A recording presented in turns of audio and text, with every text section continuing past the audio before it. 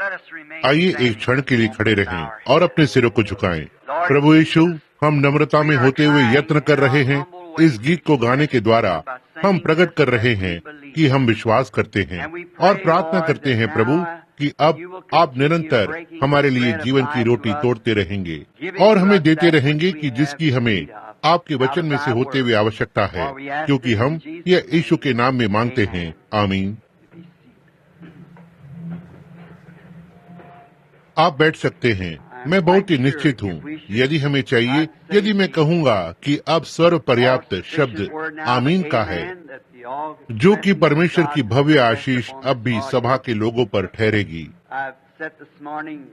इस प्रातः मैंने बैठकर और सभा को ध्यान से सुना और गवाहियों का आनंद लिया और विभिन्न प्रकार से प्रत्येक अपने को प्रकट कर रहा था।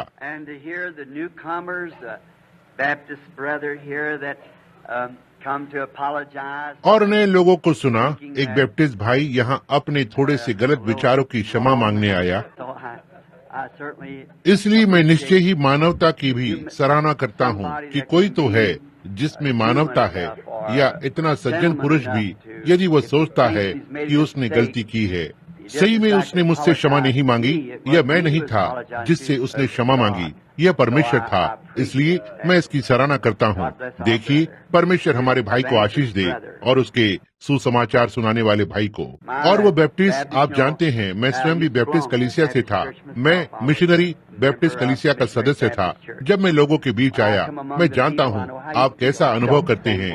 मुझे भी उसी प्रकार का अनुभव हुआ, किसी चीज से भरा हुआ जिसे मैं नहीं जान पाया। मुझे याद है पेंटिकॉस्टलों को देखने का मेरा पहला अनुभव यह डोवागियाक मिशिगन में था। मुझे क्षमा करे, मैं डोवागियाक में मछली पकड़ने की यात्रा में था और मैं डोवागियाक से होकर नीचे इंडियाना में जा रहा था। और इसलिए मैंने यीशु के नाम को सारी कारों और चीजों पर देखा। और उस दिन मैंने उनकी सभाओं को सुना और अगले दिन उन्होंने मुझे प्रचार मंच पर आने को कहा कि कुछ शब्द बोलूं, और मैंने किया। और उन्होंने मुझसे पूछा, तुम कौन सी कलीसिया से हो? और मैंने उन्हें बताया कि मैं बैप्टिस्ट हूँ। और उस रात्रि एक बूढ़ा अश्वेत व्यक्ति प्रचार करने वाला था और वो अपनी आयु के 80 के दशक में था और निकलकर प्रचार मंच पर आया। एक बूढ़ा व्यक्ति, वे उसकी अगुवाई से कर रहे थे।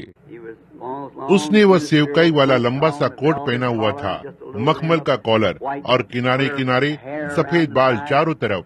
और मैंने सोचा, ये सारे व्यक्ति यहाँ और धर्मज्ञानी बड़े व्यक्ति, कैसे इन लोगों ने ये सभा इस प्रकार के मनुष्य को दे दी? इस बूढ़े को तो यहाँ कहीं कुर्सी पर होना चाहिए बैठे हुए।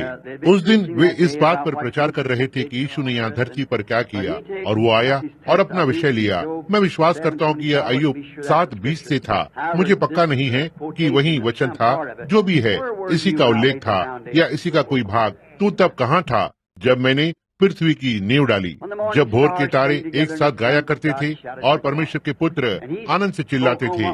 स्वर्ग में जो हुआ इस पर उसने बोला, जबकि वे इस पर बोल रहे थे जो पृथ्वी पर चल रहा था। और कहीं लगभग 5 मिनटों के बाद वह बोल रहा था कि प्रभु के आत्मा ने उस पर प्रभाव डाला और जोर से ऊपर उछला और हवा में अपनी एड़ियों को मारकर आवाज की, ओह, वहाँ इतना स्थान था और यह प्रचार मंच उसका आधा है। और वह आगे बढ़ गया, बोला, तुम्हारे पास मेरे प्रचार करने के लिए पर्याप्त स्थान नहीं है। भाई, तब मैं लगभग 20 वर्ष का था। मैंने सोचा, यदि इस बूढ़े पुरुष के लिए यह ऐसा करता है तो मेरे लिए यह क्या करेगा? देखा, हमारे इन नए भाइयों के पक्ष में हर चीज व्यवस्थित रखी हुई है कि हम निश्चय ही उनका अपनी संगति में स्वागत करते हैं। मैं देखता हूँ, मैं विश्वास करता हूँ कि उन्होंने इस बात का उल्लेख किया है कि याजक यहाँ बैठे हुए हैं। मैं सोचता हूँ, निसंदेह आयरिश होने के कारण मेरे लोग कैथोलिक है और वहाँ थोड़े और बैप्टिस्ट और विभिन्न लोग हैं। आप थोड़े से भ्रमित हो सकते हैं। थोड़ी देर पहले मैंने ध्यान दिया कि कोई भी भाई लोग इस विषय में नहीं बोले, परंतु मैंने सोचा कि मैं इसे स्पष्ट करने का यत्न करूंगा। जब भाई शकरियन अच्छे व्यक्तियों के प्रचार करने के पश्चात हम यहाँ आनंद से भर गए, यह जानते हुए कि प्रभु का आगमन बहुत ही निकट है। उसने यह अन्य भाषाओं में बोला। हमारे लिए और हमारे पास अनुवादक हैं जिसने इसका अनुवाद दिया है। जो वचन कहता है, यदि कोई अनुवादक ना हो तो बोलने वाला अपनी शांति को बनाए रखे, परंतु यदि वे अन्य भाषाओं में बोलते हैं और फिर इसका अनुवाद करते हैं तो ये भविष्यवाणी हो जाती है।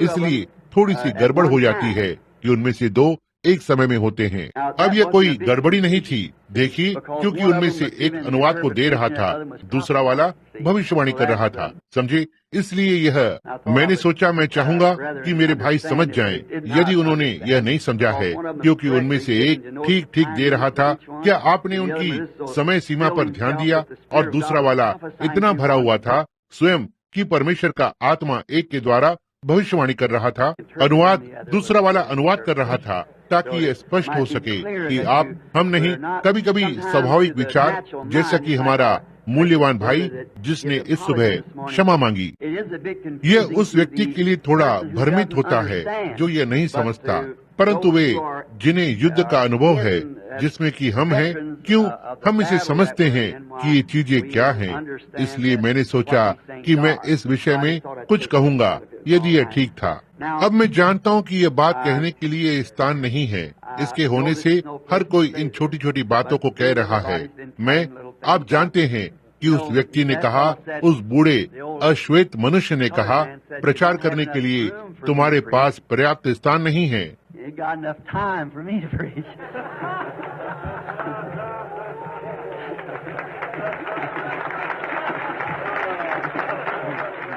तुम्हारे पास मेरे लिए पर्याप्त समय नहीं कि प्रचार करूं, बल्कि लंबा होने के कारण। एक व्यक्ति ने एक दिन कहा, एक सेवक आया, वो एक कलीसिया में 20 वर्षों से पास्टर था और वह ठीक हमेशा 30 मिनट प्रचार करता था हर रविवार प्रातः अपनी कलीसिया में। और उसने कहा, इस रविवार प्रातः उसने 3 घंटे प्रचार किया, और इसलिए डीकन की सभा ने उसे अंदर बुलाया और कहा, पास्टर, हम वास्तव में आपकी सराहना करते हैं। कहा, हम हमेशा ही इस बात को जानते हैं कि आप हमेशा बाइबल और उसके अधिकारों के लिए खड़े रहते हैं। और फिर कहा, और आप हमेशा ही हमें सुधारते हैं ताकि हम अपने आप को विशुद्ध और स्वच्छ परमेश्वर के समीप अनुभव कर सकें। और हम वास्तव में आपकी सराहना करते हैं और हम विश्वास करते हैं कि आप परमेश्वर के दास हैं, और हम निश्चय ही आज प्रातः के संदेश के लिए सराहना करते हैं। परंतु कहा, केवल एक बात हम आपसे पूछना चाहते हैं। कहा, एक डीकन बोर्ड होने के नाते हमने आपको समय दिया है। कहा, हर रविवार प्रातः आप ठीक 30 मिनट लेते हैं और आज आपने 3 घंटे लिए। कहा, अब याद रखें, हम इसके हर एक बिंदु की सराहना करते हैं। ये ठीक था, बूढ़े व्यक्ति को अच्छा महसूस कराना, आप जानते हैं। उसने कहा, ठीक है भाइयों, मैं आप लोगों को बताता हूँ कि यह कैसे है। बोला, हर प्रातः जब मैं आता हूँ, मुझे जब प्रचार मंच पर बुलाया जाता है, कहा, मैं अपने मुंह में छोटी जीवन रक्षक गोली रखता हूँ। उसने कहा, और मैं बस उसे चूसता रहता हूँ। और कहा, जब वह गोली समाप्त हो जाती है, कहा, और यह बस 30 मिनट लेती है, और कहा, फिर मैं प्रचार बंद कर देता हूँ। उसने कहा, आप देखिए, इस प्रातः मैंने सोचा कि मैं अधिक समय ले रहा हूँ।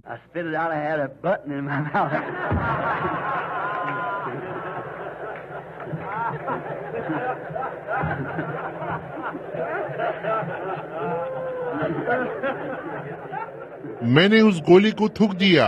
असल में मेरे मुंह में एक बटन था। अब मैं मुंह में कुछ भी नहीं रखूंगा, इसलिए मैं आशा करता हूं कि हमारी जेब में कोई बटन नहीं है।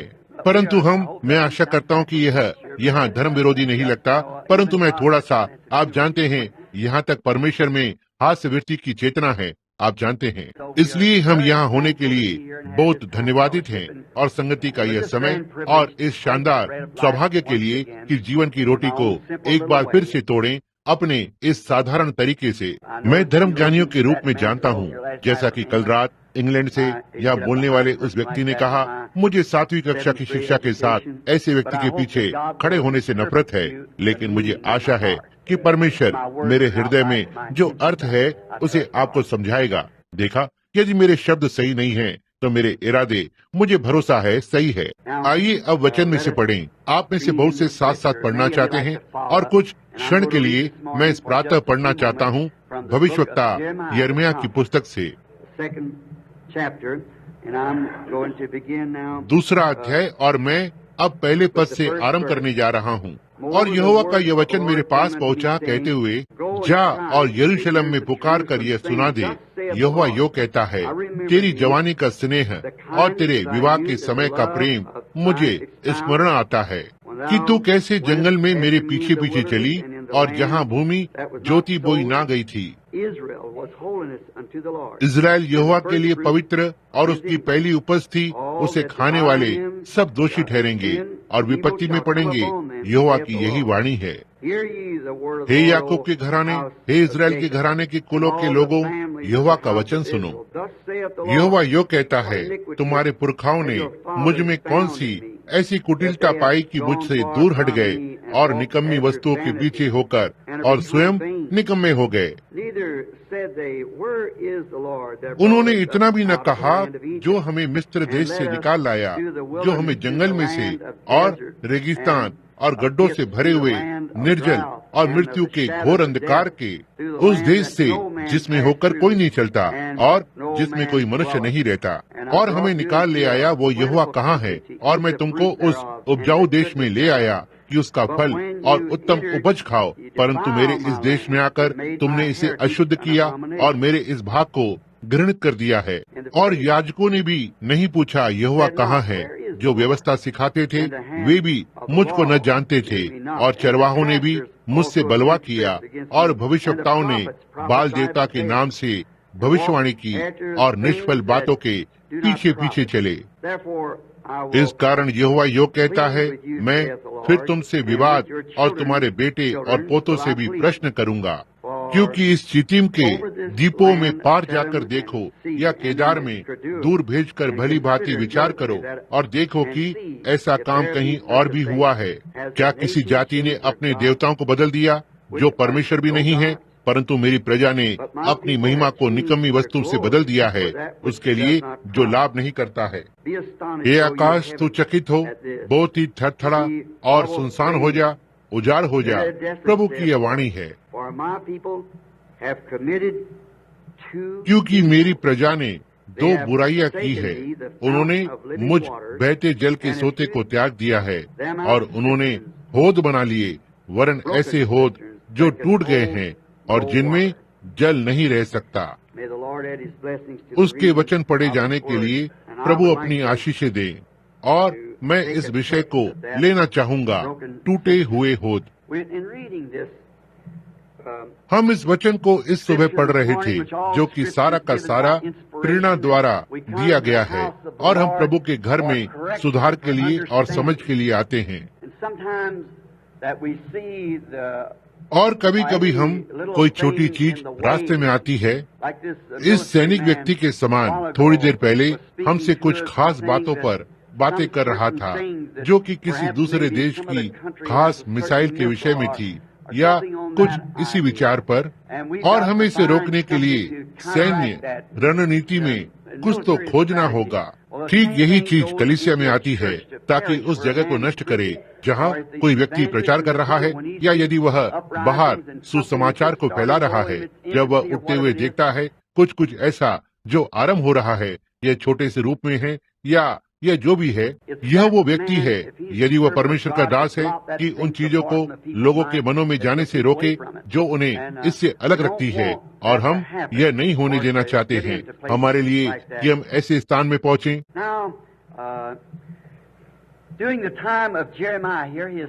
अब यिर्मयाह के समय में यहाँ, जब उसकी भविष्यवाणी यह यशायाह की मृत्यु के 60 वर्ष के बाद था, और वे बिना बड़े भविष्यवक्ता के लगभग 60 वर्ष रहे थे।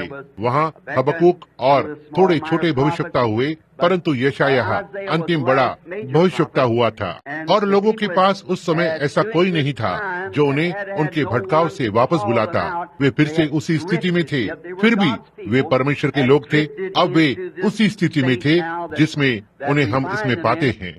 जैसा कि यिर्मयाह उनके पास भविष्यवाणी के साथ आया और यिर्मयाह भी उसने देश से निकलने से पहले भविष्यवाणी की और वह भी उनके संग उस निकाले जाने में गया।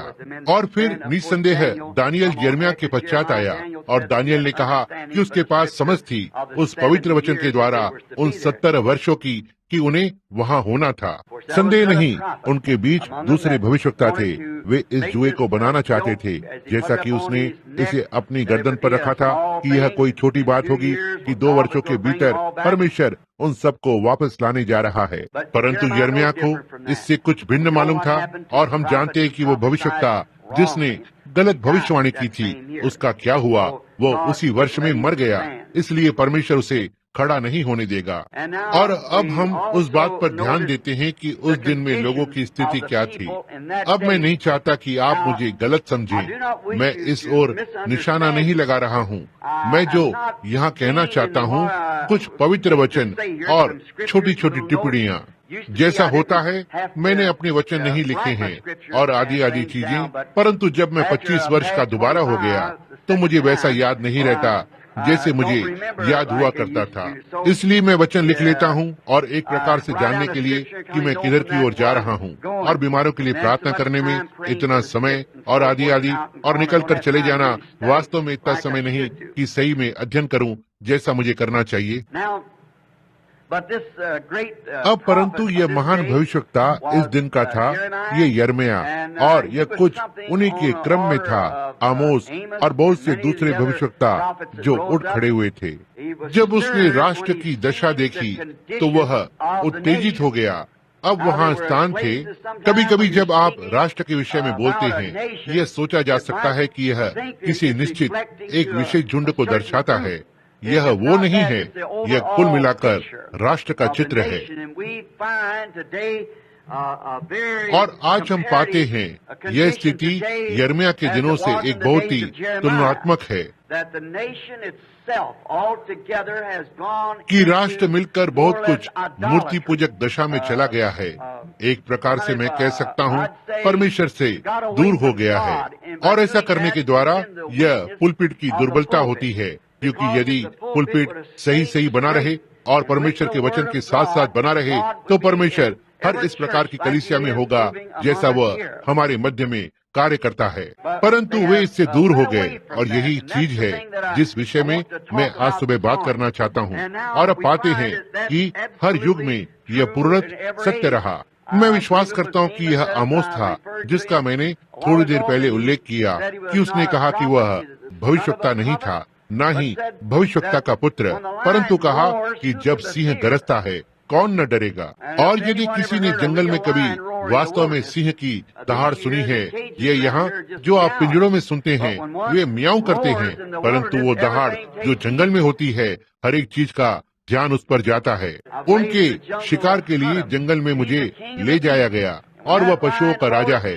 और जब सिंह गरजता है, यहाँ तक कि भौरे भी शांत हो जाते हैं। हर एक चीज, वे गीदड़ और वे लकड़भग्गे की चिल्लाहट और दूसरे जानवर और लंगूर का चीखना और बंदर और भौरे अपने आप को भी सोचते हुए आप सुन सकते हैं। परंतु जब वह एक दूरी से दहाड़ता है और हर एक भौरा शोर करना बंद कर देता है, देखिए उससे हर एक चीज डरती है। तथापि बहुत सी चीजें उसे मार सकती हैं, परंतु पशुओं के बीच उसे राजा की मान्यता है।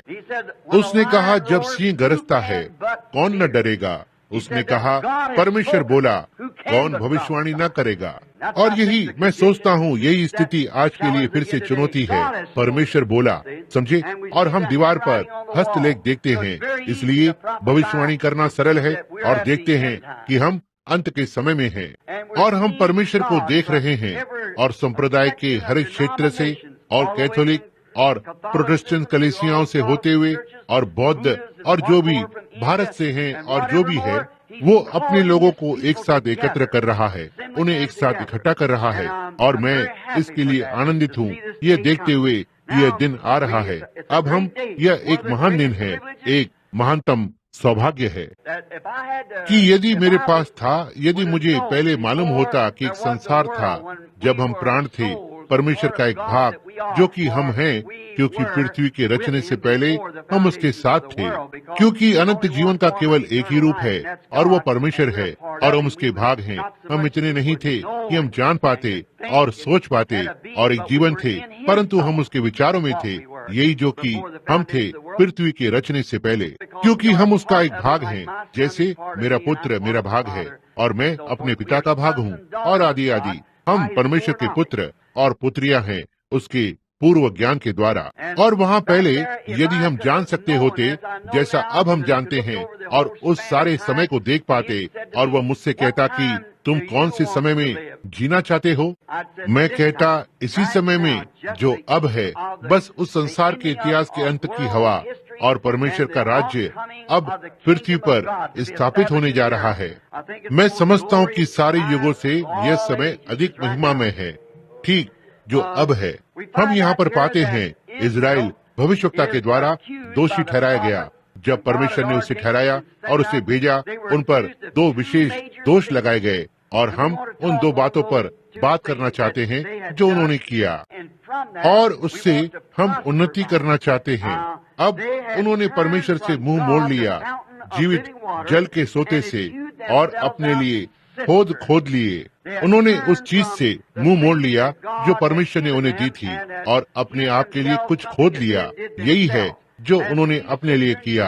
और यह होद, आप ध्यान दें, उनके पास ये टूटे हुए, और वे चू रहे थे, या उनके दरार से वो बह रहे थे। अब एक टूटा हुआ होद पानी नहीं रोक सकता, यह दरार से बह जाएगा। मेरी परवरिश एक फार्म पर हुई, और मैं जानता हूँ कि पुराना होद क्या चीज होती है, और जो परेशानी जो उसके साथ होती है। और ये दरार से बहते हुए होद एक बहुत अच्छा चित्र है। मैं सोचता हूँ इस दिन में कि जब हमारी हर चीज जो हमने करने की कोशिश की कि लोगों को, मनुष्यों को, कलीसियाओं को एक साथ मिलाएं, यह हमेशा ही बुद्धिमानी के प्रयासों के कार्य क्षेत्र में किया गया है। हमने हमेशा कोशिश की कि सारे मेथोडिस्ट को बैप्टिस्ट कर लें, और इसके विपरीत और विभिन्न संप्रदाय, और यह आरंभ से परमेश्वर की योजना नहीं थी। परमेश्वर के मिलने का केवल एक ही स्थान है। उसने यह बात निर्गमन की पुस्तक में कही है कि मैंने अपना नाम रखने के लिए स्थान चुना है, और केवल वही स्थान है जहां मैं लोगों से मिलूंगा। और उसने एक स्थान को चुना है जहां वो अपना नाम रखे, और वो अपना नाम कहाँ रखता है? वही जहां वो इजराइल से मिला। उसके पास एक स्थान है जहां वो आज कलीसिया से मिलता है, और उसने वो चुना है, और वो नाम यीशु मसीह है। और यही है जहां वो सच्चे विश्वासी से मिलता है, जब वो यीशु मसीह में होता है। यही जहां परमेश्वर ने अपने नाम को रखने के लिए चुना है। आप कहते हैं परमेश्वर का नाम? उसने कहा मैं अपने पिता के नाम में आया हूँ। इसलिए यही जहां परमेश्वर ने अपना नाम रखा है, ये मसीह में था, और मसीह में जहां हम सब उसके बहाए हुए लहू में मिल सकते हैं, और वही वास्तविक सच्ची संगति होती है। आरंभ में परमेश्वर ने अदन की वाटिका में अपनी योजना बनाई, वह जगह जहां वो मनुष्य से मिलेगा, और यह बुद्धि की समझ पर नहीं था। यदि यह था तो हवा ठीक परमेश्वर की योजना की पंक्ति में होती। परंतु हम जानते हैं कि उसने शैतान की समझ को स्वीकार किया। निश्चय ही परमेश्वर नहीं करेगा, परंतु परमेश्वर ने कहा कि वो करेगा, और इसलिए फिर उसने छुटकारे के स्थान को चुना, और यह लहू के द्वारा था और बुद्धि की समझ के द्वारा नहीं। इसलिए हम केवल हवा में मुक्के चला रहे हैं, परंतु यह तो बस एक मनुष्य का स्वभाव है कि लोग ये करने की कोशिश करते हैं। यदि हमारे पास समय होता तो हम इसे बहुत सारे भागों में तोड़ सकते थे, परंतु मैं वो बटन नहीं चाहता। इसलिए हम इसे जितना साधारण हो सकता है बनाएंगे, दरार से बहते हुए होद। और हम पाते हैं यह पूरी रीति से फिर से हो रहा है। यह उसी युग का चित्र है जिसमें हम रह रहे हैं, हमारी सारी कोशिश। और परमेश्वर के किसी भी दास के प्रयास का अपमान नहीं जो यहाँ तक यीशु मसीह के नामों को लेता है। उसके नाम का आदर होना चाहिए। उसके नाम को लेने के लिए भी आदर और सम्मान में लेना है। और महान सुसमाचार प्रचार की व्यवस्था जो धरती और इत्यादि को पार कर गई है इन अंतिम दिनों में, मैं सोचता हूँ फिर भी हम लोगों को एक हृदय या मन में तब तक नहीं ला पाएंगे जब तक कि हम उन्हें यीशु मसीह के लहू के नीचे नहीं लाते। यही एकमात्र स्थान है जहाँ हम कभी भी सुरक्षित रह सकते हैं। अधिक समय नहीं हुआ, किसी ने पूर्व से मुझे फोन किया और बोला, भाई ब्रैनम, मैंने सुना है कि आप एरिजोना छोड़कर चले गए हैं और आपने एक जगह बनाई है जहाँ पर वो सुरक्षा है। और जैसा कि आप जानते हैं कि संदेश कैसे आया और प्रभु ने मुझे बताया कि अलास्का में क्या घटित होगा और नीचे कैलिफोर्निया होते हुए यह होगा, और यह उसी प्रकार से हुआ। उन्होंने कहा, अब यदि यह हिलने वाला है और सब कुछ, तो फिर सुरक्षा का स्थान कहाँ है? मैंने कहा, एक ही सुरक्षित स्थान है जो मैं जानता हूँ, यही मसीह में है, क्योंकि वे जो मसीह में हैं वे केवल यही जो मैं जानता हूँ। अब यिर्मयाह भी एक रोने वाला भविष्यवक्ता कहलाता है, और क्योंकि मैं विश्वास करता हूँ कि इसी बात ने भविष्यवक्ता को रुलाया, बल्कि क्योंकि वह भविष्यवक्ता होने के कारण और प्रभु का वचन ऐसों के पास आता है, और लोगों को देखते हुए कि लोग रीति रिवाजों में चल रहे हैं और सोचते हैं कि वे ठीक हैं और उन्हें वापस फेरने का कोई तरीका नहीं है, क्योंकि वे लोग सीधे सीधे देश निकाले में जा रहे थे। क्योंकि हम जानते हैं आप वही काटोगे जो आपने बोया, कोई मतलब नहीं आप कौन हैं, आप क्या हैं, और हमने एक राष्ट्र के समान काटा, या मेरा मतलब बोया है और हम काटेंगे। प्रभु ने चाहा तो मैं कल दोपहर बाद प्रसव पीड़ा पर बोल रहा हूँ, और मैंने उसे थोड़ा सा लिया कि हम किसी चीज के द्वारा बच नहीं सकते, हमें काटना ही है जो हमने बोया।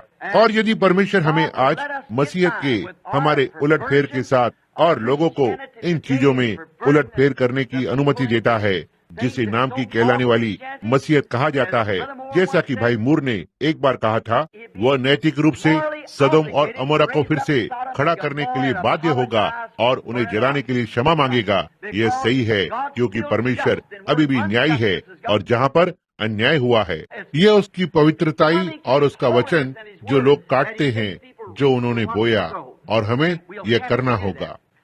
अब ध्यान दें, उन्होंने उस जीवते जल के सोते को छोड़ दिया और स्वयं अपने लिए खोद दिए।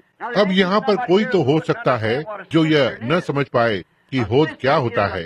होद मनुष्य द्वारा बनाए हुए गड्ढे होते हैं जो कुएं के बदले में स्थान लेने का यत्न करते हैं। ये कुछ ऐसा जो किसी ने खोदा है। और कितने जानते हैं कि होद क्या होता है? बहुत अच्छा, तो ठीक है। आज सुबह यहाँ बहुत सारे गांव के लोग हैं, इसलिए वे उस स्थान पर, मुझे पुराना होद याद है, वो कैसा दिखता है, और उसमें से पीते हुए मैं हमेशा डरता था। यह एक मनुष्य द्वारा बनाया गया छोटा सा तालाब होता है, और आप इस पर कभी भी विश्वास नहीं कर सकते। आप होद पर निर्भर नहीं कर सकते। और कोई भी चीज जो मनुष्य द्वारा बनाई जाती है अक्सर अच्छी नहीं होती है, परंतु जैसा कि प्रभु ने उस समय को तय किया है, उस चक्र में, और पृथ्वी घूम रही है हर वर्ष, हर बार जब यह पार करता है, हर दिन, हर घंटे, और सूरज ढलता है, और यह कभी भी चूकता नहीं है। लेकिन सबसे अच्छी घड़ियां जो हम पा सकते हैं, वे एक महीने के समय में कई मिनट समय बताने में चूक जाएंगी, इसमें कोई संदेह नहीं है। परंतु आप देखिए, हर चीज जो परमेश्वर करता है सिद्ध होती है, और जो मनुष्य करता है वो सिद्ध नहीं होता। तो फिर जो मनुष्य करता है उसे क्यों स्वीकार करें, जबकि आप एक सिद्ध को ले सकते हैं। मैंने हमेशा पेंटिकॉस्टल लोगों के विषय में कहा है, देखिए, हम जानते हैं और हम विश्वास नहीं करते कि हम परमेश्वर की व्यवस्था क्रम से बाहर नहीं हैं, परंतु हम यह भी जानते हैं कि हमारे मध्य में कुछ लोग हैं जो दूसरे की नकल करने का यत्न करते हैं। यह बस मनुष्य है, वे यह करने का यत्न करेंगे। उन्होंने बाइबल में यह किया, एक मैं पौलुस का हूँ, मैं सिलास का हूँ, और आदि आदि, परंतु वे नकल करने की कोशिश करते हैं, और जो किसी और ने किया या कर रहा है। परंतु आप क्यों उस झूठी नकल को स्वीकार करेंगे, जबकि आकाश मूल चीजों से भरा पड़ा है, जबकि प्रतिज्ञा आपसे और आपके बालकों से है।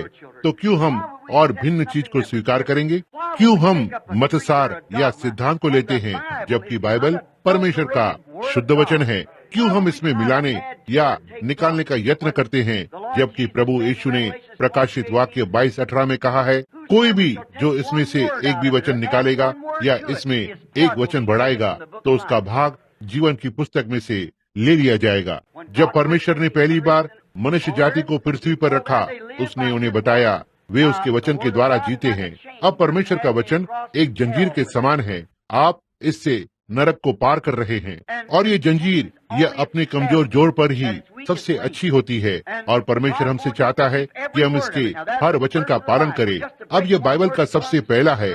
बस एक वचन तोड़ना मनुष्य जाति को मृत्यु के अंधकार में डुबा देती है।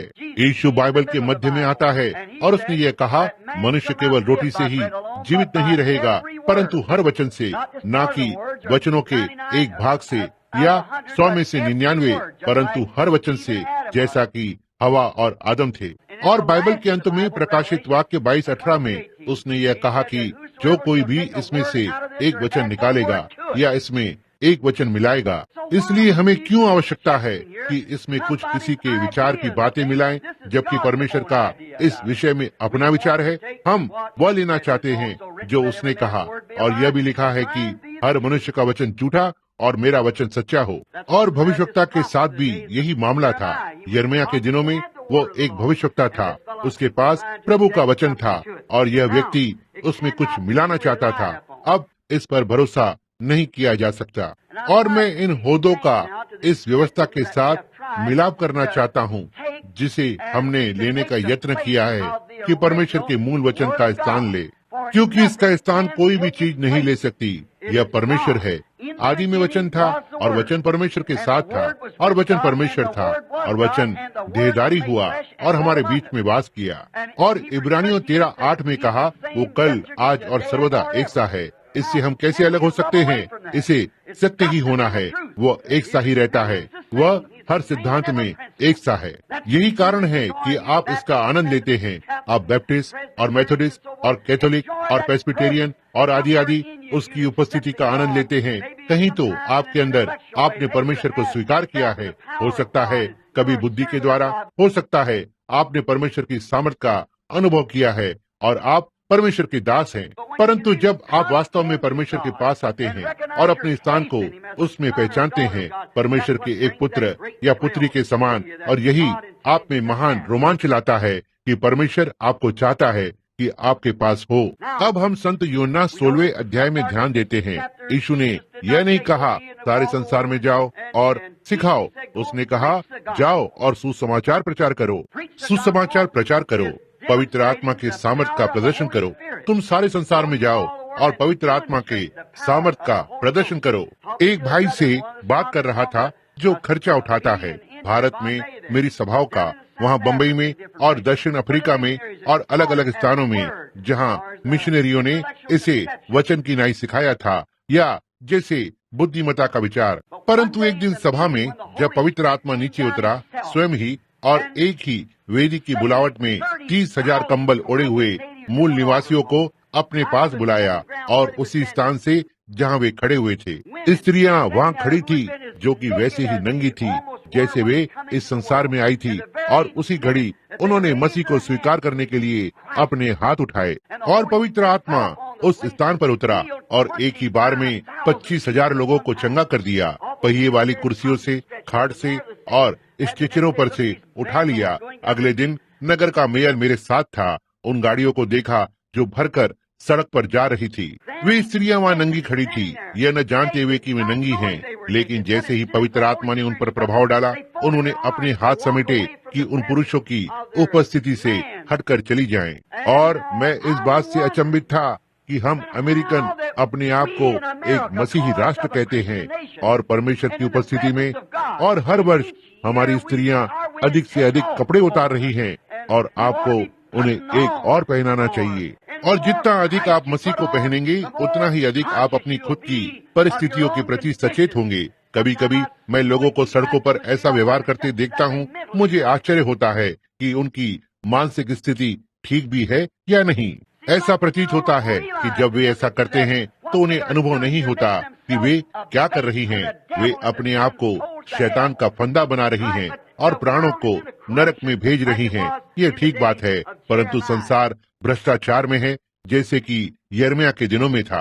अब वापस हौद पर आते हैं। इन हौदों पर भरोसा नहीं किया जा सकता है, क्योंकि यह अपने आप को भर नहीं सकते और इसे स्थानीय वर्षा पर निर्भर होना पड़ता है कि इसे भर दें स्थानीय वर्षा या स्थानीय बेदारियों पर, कि थोड़ी बेदारी यहाँ हो और थोड़ी बेदारी वहाँ हो, या आदि आदि की भर जाए। इसलिए इस पर निर्भर नहीं कर सकते। यह अपने आप को भर नहीं सकता, यह अपर्याप्त है अपने में, ये नहीं कर सकता, और इसे वर्षा पर ही निर्भर होना पड़ता है कि यह इसे भरे। तो फिर ध्यान दें कि इसे अपनी वर्षा कहाँ से मिलती है, यह कहाँ से पानी लेता है। जो ये होद है, यह खलियान की छत पर से आता है, जहाँ सारी धूल उड़कर वहाँ पर गंदगी गिरी रहती है। यह वर्षा से धुलती है और सीधे होद में जाती है। एक मनुष्य द्वारा बनाया गया तालाब यह लगभग एक गंदी जगह के समान बन जाता है, और यह खलियान की छत को धोता है, जहाँ सारे पशु, उनकी गंध खलियान में होती है, और आदि आदि, और वहाँ बस जाती है, और हवा उस धूल को उड़ाती है और दूसरी चीजें खलियान में, और फिर स्थानीय वर्षा आती है और धो डालती है। वो वर्षा साफ कर देती है।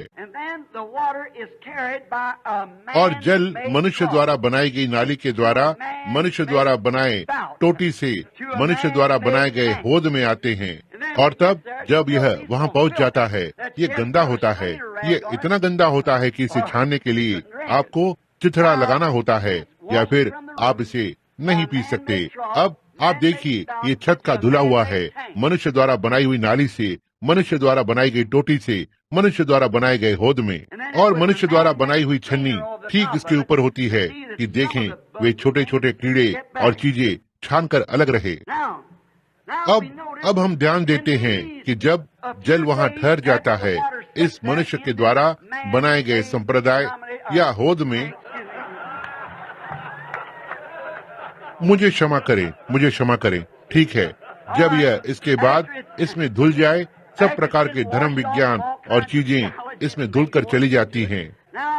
अब हम ये पाते हैं, जब यह वहाँ कुछ दिनों तक पड़ा रहता है, ये ठहर जाता है, और कोई भी कलीसिया के इतिहास को जानता है, जब परमेश्वर किसी चीज को भेजता है, एक संदेश, और परमेश्वर की ओर से ताजा होता है, तब उस संस्थापक के जीवन के पश्चात, या यह जो भी हो सकता है, आप उसे सुधारक कहते हैं, या आप उसके विषय में जो भी कहना चाहते हैं, उसकी मृत्यु के पश्चात, तब वे काम चलाने के लिए एक व्यवस्था लेते हैं और वे एक संस्था बनाते हैं।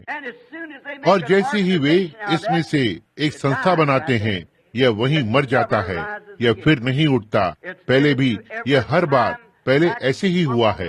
एक कैथोलिक याजक जो यहाँ बैठा है, उसका सम्मान करते हुए, जब परमेश्वर ने कलीसिया को संस्थागत किया, या इसे संस्थागत नहीं, परमेश्वर ने कलीसिया को कभी संस्थागत नहीं किया। वह इस प्रकार के मामले में नहीं होता है, वो एक जन्म में है, ना कि संस्था में। इसलिए जब परमेश्वर ने पेंटिकॉस्ट के दिन कलीसिया को आरंभ किया, और फिर अतः नीसियन रोम तक उन्होंने इसे संस्थागत किया, और यही है जहाँ इसने अपनी सामर्थ्य खो दी। तब हम नीचे लूथरन के सुधार तक जाते हैं, और यह एक महान चीज है। परमेश्वर का वचन दिया गया था, धर्मी जन विश्वास से जीवित रहेगा, और जब उन्होंने यह किया, बजाय इसके कि इसको ऊपर उठाते, कुल मिलाकर वे एकत्र हुए और आगे बढ़े। उन्होंने लूथरन कलीसिया बनाई, अपने आप को इस झुंड से अलग किया, और फिर वे मर गए। तब परमेश्वर ने जॉन वेस्ली को उठाया, पवित्रीकरण के साथ अनुग्रह के दूसरे कार्य का संदेश, और यह शानदार चीज थी। परंतु वेस्ली और एसबरी की मृत्यु के पश्चात वे संगठित हो गए, ये मर गया।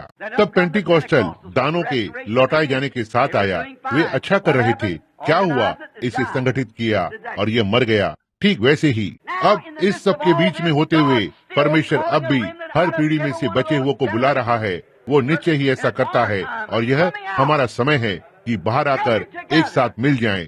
और यही है जो मैं सोचता हूँ कि फुल गॉस्पेल बिजनेसमैन ने एक अच्छी भूमिका की है इन दीवारों को तोड़ने में, और यह कह रहे हैं कि हम में कोई अंतर नहीं है, और आओ हम सब मिलकर परमेश्वर की आराधना करें, एक ही सिद्धांत के अधीनता में, ना कि संस्था की अधीनता में। यदि यह एक संस्था है, तो फिर मैं इसी समय इसके मंच पर से उतर जाऊंगा। मेरा इससे कोई लेना देना नहीं है। यह क्या है, इसे एक संगति होना चाहिए, और ना कि किसी एक संस्था की संगति, परंतु मसीह में संगति, उसके पुनरुत्थान की सामर्थ्य में। यही चीज जीवन को लाती है, यह जन्म को लाती है। और इसके पहले कि जन्म हो सके, हम अनुभव करते हैं जन्म से पहले मृत्यु को होना है, और जन्म एक गंदगी है। मैं चिंता नहीं करता किस प्रकार का जन्म है, यदि यह सुअर के बाड़े में है या यह जहाँ कहीं भी है, यह गंदा होता है।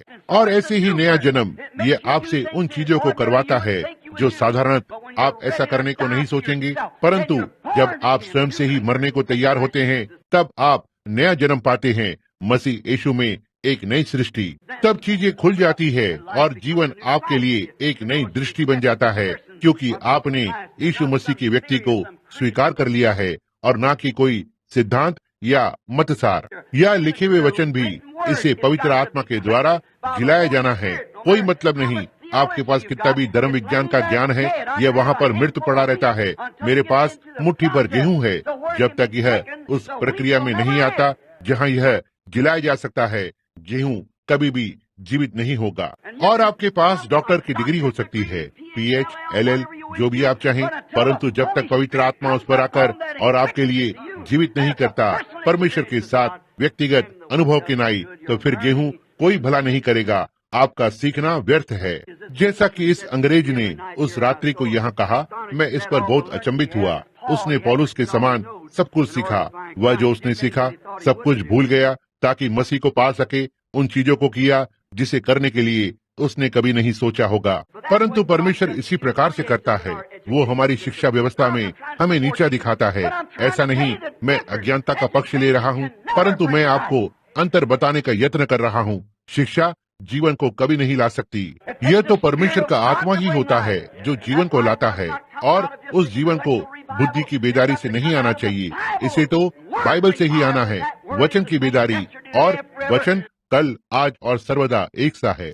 और जब यह आज गिरता है और जिलाता है, तो आपको वही परिणाम मिलते हैं जो प्रेरितों के काम 2 में हुए। बिल्कुल वही। यह हमेशा ही ऐसा करता है और यह हमेशा ही होगा, क्योंकि यह परमेश्वर का आत्मा है जो वातावरण को उस हालात में कर देता है। यह वातावरण है जो चीजों को करता है। यही कारण है आप पुरुषों को हमेशा सिखाया जाता है, अपने बालकों को यहाँ लाएं।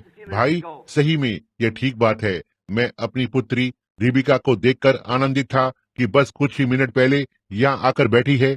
यह मेरी पुत्री थी कि वो आकर यहाँ बैठी। आप में से कुछ लोगों ने मुझे एक स्त्री की ओर पलक झपकाते देखा है, तो वह अंदर आई और बैठ गई। मैं चाहता हूँ कि उसे पवित्र आत्मा का बपतिस्मा मिले, और इसलिए वो यहाँ इस सभा में है। इसका यही उद्देश्य है। इसके लिए वातावरण चाहिए। जैसा कि बूढ़े डॉक्टर बोसवर्थ कहा करते थे, आप एक मुर्गी के अंडे को लेकर पिल्ले के नीचे रख दें, यह चूजा निकाल देगा। क्यों? यह एक अंडा है और इसे सही वातावरण मिल गया। मैं चिंता नहीं करता कि आप एक मेथोडिस्ट, बैप्टिस्ट, प्रेस्बिटेरियन हैं। सही वातावरण में यह परमेश्वर के नए जन्मे बालक को उत्पन्न करेगा। वातावरण यह होता है जो इसे करता है। कोई मतलब नहीं आपके ऊपर कौन से नामधारी का ठप्पा लगा है। मैं पशु चराया करता था। मैंने ध्यान दिया, जंगल की देखभाल करने वाला, जब हम उन्हें चारागाहों से जंगल में ले जाते, हम वहाँ खड़े होते और फाटक में से निकालते हुए उन पर ध्यान रखते, घूमे हुए बाड़े से।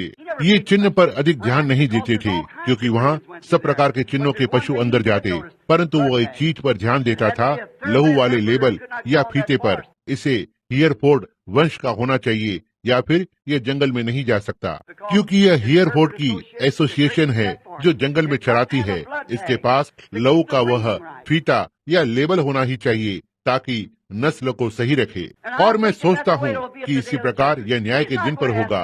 वो मुझसे यह पूछने नहीं जा रहा कि क्या मैं मेथोडिस्ट था या बैप्टिस्ट, पेंटिकॉस्टल या प्रेस्बिटेरियन, परंतु वो तो लहू के उस फीते या निशान को देखने वाला है। जब मैं लहू को देखूंगा तो मैं तुम्हें छोड़ जाऊंगा। यही बात है।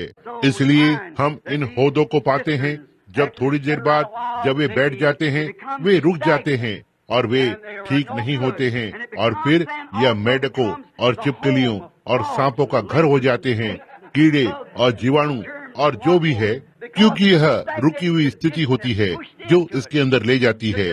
क्या आप कल्पना करते हैं खलियान की छत से धुला पानी या उससे सटी हुई घर की छत या जहाँ कहीं भी धूल होगी, तो किस प्रकार के कीड़े और जीवाणु और सारी चीजें जो इस होद में धुल कर आती हैं। अब यह मनुष्य द्वारा बनाई हुई व्यवस्था का सिद्ध उदाहरण है। वो आरंभ से ही असफल रहा है। यही कारण है कि इसे एक बचाने वाले की आवश्यकता है। वह अपने आप को नहीं बचा सकता, वह इसके लिए कुछ नहीं कर सकता। वो आरंभ से ही नाश है। वो संसार में पाप के साथ जन्मा, वो संसार में झूठ बोलते हुए आया, वह आरंभ से ही झूठा है। तो वो संसार में अपने लिए क्या कर सकता है? कैसे एक पवित्र मनुष्य हो सकता है? कोई भी पवित्र मनुष्य नहीं है, कोई पवित्र कलीसिया नहीं है। यह तो पवित्र आत्मा है। कोई पवित्र कलीसिया या पवित्र लोग नहीं है। यह पवित्र आत्मा लोगों के बीच में है। यही बात है। आमीन। कोई पवित्र पर्वत नहीं जहाँ पतरस और वे खड़े हुए। पहाड़ पवित्र नहीं था, परंतु यह तो पवित्र परमेश्वर पहाड़ पर था जिसने उसे पवित्र बना दिया। ये कोई पवित्र मनुष्य नहीं, यह तो पवित्र आत्मा उस व्यक्ति में है जो इसे पवित्र बनाता है। न कि व्यक्ति, परंतु पवित्र आत्मा का व्यक्ति। यह मनुष्य नहीं है, क्योंकि वह तो बस एक मनुष्य ही है। पाप में जन्मा, अपराधों में बड़ा हुआ, झूठ बोलता हुआ संसार में आया। कोई भी मनुष्य द्वारा बनाई व्यवस्था उसे उसमें रखेगी। वह उसे बुद्धि की बातों से अंधा रखेगी। बुद्धि वाली आंखें, जो वे सोचते हैं मैं इस कलीसिया से संबंध रखता हूँ, मेरा नाम पुस्तक में है, मैंने यह किया है, मेरे पिता यह थे, या और आदि आदि। ये ठीक लगता है। जो ये है इसके विरोध में कुछ नहीं है, परंतु फिर भी मित्रों, यीशु ने कहा जब तक मनुष्य फिर से नया जन्म न ले, यहाँ तक कि वो देख नहीं सकता। देखना इसका यह अर्थ नहीं कि वो अपनी आंखों से देखे, परंतु स्वर्ग के राज्य को समझे। जब तक आप उसमें जन्म न लें। यह बैप्टिस्ट सुसमाचार फैलाने वाला कैसे वो मनुष्य जो वहाँ खड़े होकर और आलोचना करता और इसका उपवास उड़ाता है, देखो इसमें कुछ भी नहीं है जो कि इसे ग्रहण भी कर सके, परंतु परमेश्वर को इसे करना है। देखिए, परमेश्वर ने उसे पवित्र आत्मा दिया है। उसने यह प्रकट किया है। यह कोई ढोंग नहीं है, यह वचन है। उसने विद्यालय के विचारों को सुना है और वे कोशिश कर रहे हैं कि परमेश्वर की सारी उन आशीषों को लेकर और उसे बीते हुए दिनों पर रखें। यहाँ अधिक समय नहीं हुआ, एक युवा बैप्टिस्ट प्रचारक इस प्रातः यहीं पर बैठा हुआ था और वो मेरे पास आया और उसने कहा, भाई ब्रैनम, एक चीज है जो आप गलत कर रहे हैं। मैंने कहा, मेरी सहायता करें। और उसने कहा, मैं सोचता हूँ आप ईमानदार और एक अच्छे व्यक्ति हैं, परंतु मैंने कहा, धन्यवाद श्रीमान। उसने कहा, परंतु एक चीज आप गलत कर रहे हैं। मैंने कहा, मैं आशा करता हूँ प्रभु ने एक चीज गलत पाई। और उसने कहा, भाई आप यही गलत कर रहे हैं जो गलत है। कहा कि आप संसार को प्रेरितों या चेलों की सेवकाई से परिचित करवा रहे हैं, और कहा प्रेरितों की सेवकाई प्रेरितों के साथ समाप्त हो गई। मैंने कहा, एक बैप्टिस्ट के रूप में एक बैप्टिस्ट से मैं आपसे एक प्रश्न पूछना चाहता हूँ। बोला, क्या? मैंने कहा, क्या आप विश्वास करते हैं कि परमेश्वर का वचन प्रेरणा से है, इसका हर एक बिंदु? उसने कहा, क्यों, निश्चय ही। मैंने कहा, तब उसने कहा है, एक भी शब्द ना मिलाएं या निकालें, क्योंकि तब मैंने कहा, मैं आपको दिखाऊंगा कहाँ प्रेरितों की आशीषें लोगों पर उतरी परमेश्वर की प्रतिज्ञा के द्वारा। अब आप मुझे परमेश्वर की प्रतिज्ञा दिखाएं और कब यह लोगों पर से उठाकर अलग किया गया है। देखिए, यदि आप वचन में से इसे नहीं दिखा सकते हैं तो फिर इसके विषय में भूल जाएं। देखिए, मैंने कहा, क्योंकि यह अब भी जारी है।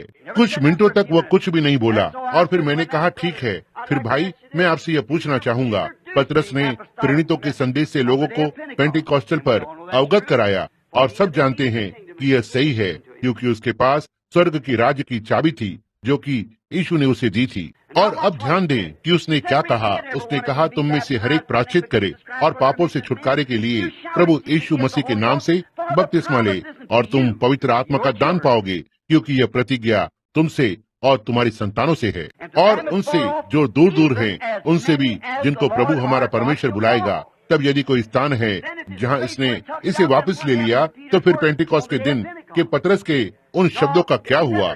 समझे? नहीं, यह कभी समाप्त नहीं हुआ। प्रिय मरने वाले मेमने, तेरा कीमती लहू कभी भी अपनी सामर्थ्य नहीं खोएगा जब तक कि परमेश्वर की छुड़ाई जाने वाली सारी कलीसिया बच न जाए कि पाप और न हो। तब उस कुलीन में वह मीठा गीत मैं तेरी सामर्थ के लिए गाऊंगा कि बचा ले, जब वो बेचारी तुतलाती लड़खड़ाती जुबान कब्र में जाकर शांत हो जाए। परमेश्वर विश्वास करने के लिए मेरी सहायता करें जो इसे थामे रहे और हम सारे इसके पक्ष में खड़े हों, क्योंकि यह सुसमाचार की सच्चाई है। जी हाँ श्रीमान, एक बुद्धिमान मनुष्य को इन चीजों की ओर कभी नहीं देखना चाहिए और जानना चाहिए कि वे कभी काम नहीं करेंगे, ना ही उन्होंने किया है। एक संगठित धर्म और एक संगठित अनुभव कभी भी परमेश्वर की उपस्थिति में कार्य नहीं करेगा। इसे तो परमेश्वर के पास से बिना मिलावट के आना है। यह परमेश्वर के द्वारा कभी प्रयोग नहीं किया गया, पिछले बीते समय में भी नहीं कि परमेश्वर ने कभी ऐसी व्यवस्था का उपयोग किया हो। अब आप सदस्यता और चीजें इस प्रकार की पाते हैं, परंतु मेरा अर्थ परमेश्वर का मूल वास्तविक बीज आशीषें जो पेंटिकॉस्ट के दिन उतरी, यह कभी भी संस्था के द्वारा नहीं आई, यह जन्म के द्वारा आई, नया जन्म लेने के द्वारा। हमें इजराइल को लेने के लिए निमंत्रण दिया गया, उदाहरण के लिए जो कि वे रहे थे। ध्यान दें, उन्होंने उसे छोड़ दिया, उनके प्रदान किए गए सोते को, और अपने आप के लिए कुछ खोद लिए। क्या आप एक चीज की कल्पना कर सकते हैं, जब एक व्यक्ति एक उमड़ते सोते के पास जाता है, पीता है और फिर उसे होद में बदलना चाहता है, देखो कि उसमें से पिए। अब यही है जो भविष्यवक्ता ने कहा, यही है जो परमेश्वर के वचन ने कहा, यही है जो परमेश्वर ने भविष्यवक्ता से कहा। तुमने मुझे छोड़ दिया और मुझे अलग कर दिया जीवन जल के सोते को, और अपने लिए अपने आप होद खोद लिए जो कि टूटे हुए हैं और वे दरार से बह रहे हैं। देखो, वे कुछ ऐसा चाहते हैं जिस पर नियंत्रण रख सके या दिखा सके कि उन्होंने क्या किया है। यही तो संगठित धर्म की मूर्खता है। इसका हमेशा ही यत्न किया गया। उन्हें तो कुछ अपने आप में से लेना है। उनके पास ये सारी व्यवस्थाएं और समाज हैं और आदि आदि। और मैं अब इससे संबंधित हूँ, बजाय इसके कि परमेश्वर के बालक होने के नाते नम्र हों, वे कुछ ऐसा चाहते हैं कि वे अपने आप को दिखा सकें। बजाय इसके कि परमेश्वर को अपनी तरह से करने दें, वे इसे अपनी तरह से करना चाहते हैं। और इसी प्रकार से आज सिद्धांत कलीसिया में आ गए हैं। हर सिद्धांत एक इसे इस प्रकार से चाहता है, एक इस तरह से चाहता है। यदि आप मेथोडिस्ट हैं तो आपको इस प्रकार से होना चाहिए, एक बैप्टिस्ट को इस तरह से, एक प्रेस्बिटेरियन, कैथोलिक, जो भी और हो, उनके अपने सिद्धांत है। इसके विरोध में कुछ नहीं, परंतु यह तो वो नहीं जिसके विषय में मैं बात कर रहा हूँ। मनुष्य इसे अपनी तरह से ही करना चाहता है और परमेश्वर का अपना मार्ग है इसे करने का। और उसने कहा, तुम अपने ही मार्ग पर बने हो, टूटे हुए होद, और मेरे मार्ग को नहीं अपनाना चाहोगे, जीवन का मार्ग। और यह वही बात है जैसा कि यह आज है, इसमें जरा भी बदलाव नहीं है। सोचिए, यह कितनी मूर्खता है। मनुष्य उमड़ते सोते को छोड़, जो कि शुद्ध साफ पानी उछलता है, और फिर वह उस टूटे हुए होद के पास जाना चाहता है जिसे उसने खुद बनाया है, और उसके लिए होद खोदा उस कूड़े के साथ जो खलियान की छत से धुल कर आता है, और उससे पीता है, तो फिर निश्चय ही उस व्यक्ति के मस्तिष्क में कुछ गड़बड़ है। और जब एक मनुष्य वचन की एक कलीसिया संबंधी धारणा से चिपका रहेगा, बजाय इसके कि पवित्र आत्मा को, जो वचन को प्रमाणित करता है और इसे आपके लिए वास्तविक बनाता है, तो फिर उस व्यक्ति में कुछ आत्मिक रूप से गड़बड़ है। यह बिल्कुल ठीक बात है। निश्चय ही पवित्र आत्मा हर एक के पास उनकी अपनी बाइबल का अनुवाद है जो आप सोचते हैं कि सही है। परमेश्वर को आपकी सहायता की आवश्यकता नहीं है, परमेश्वर को आपके अनुवाद की आवश्यकता नहीं है। परमेश्वर स्वयं अपना अनुवादक है। परमेश्वर अनुवाद को करता है जिस तरह से वह कहता है कि वह इसे करेगा। प्रभु ने आरंभ में कहा कि उजियाला हो जाए, और वहाँ उजियाला था। इसके लिए अनुवाद की आवश्यकता नहीं है।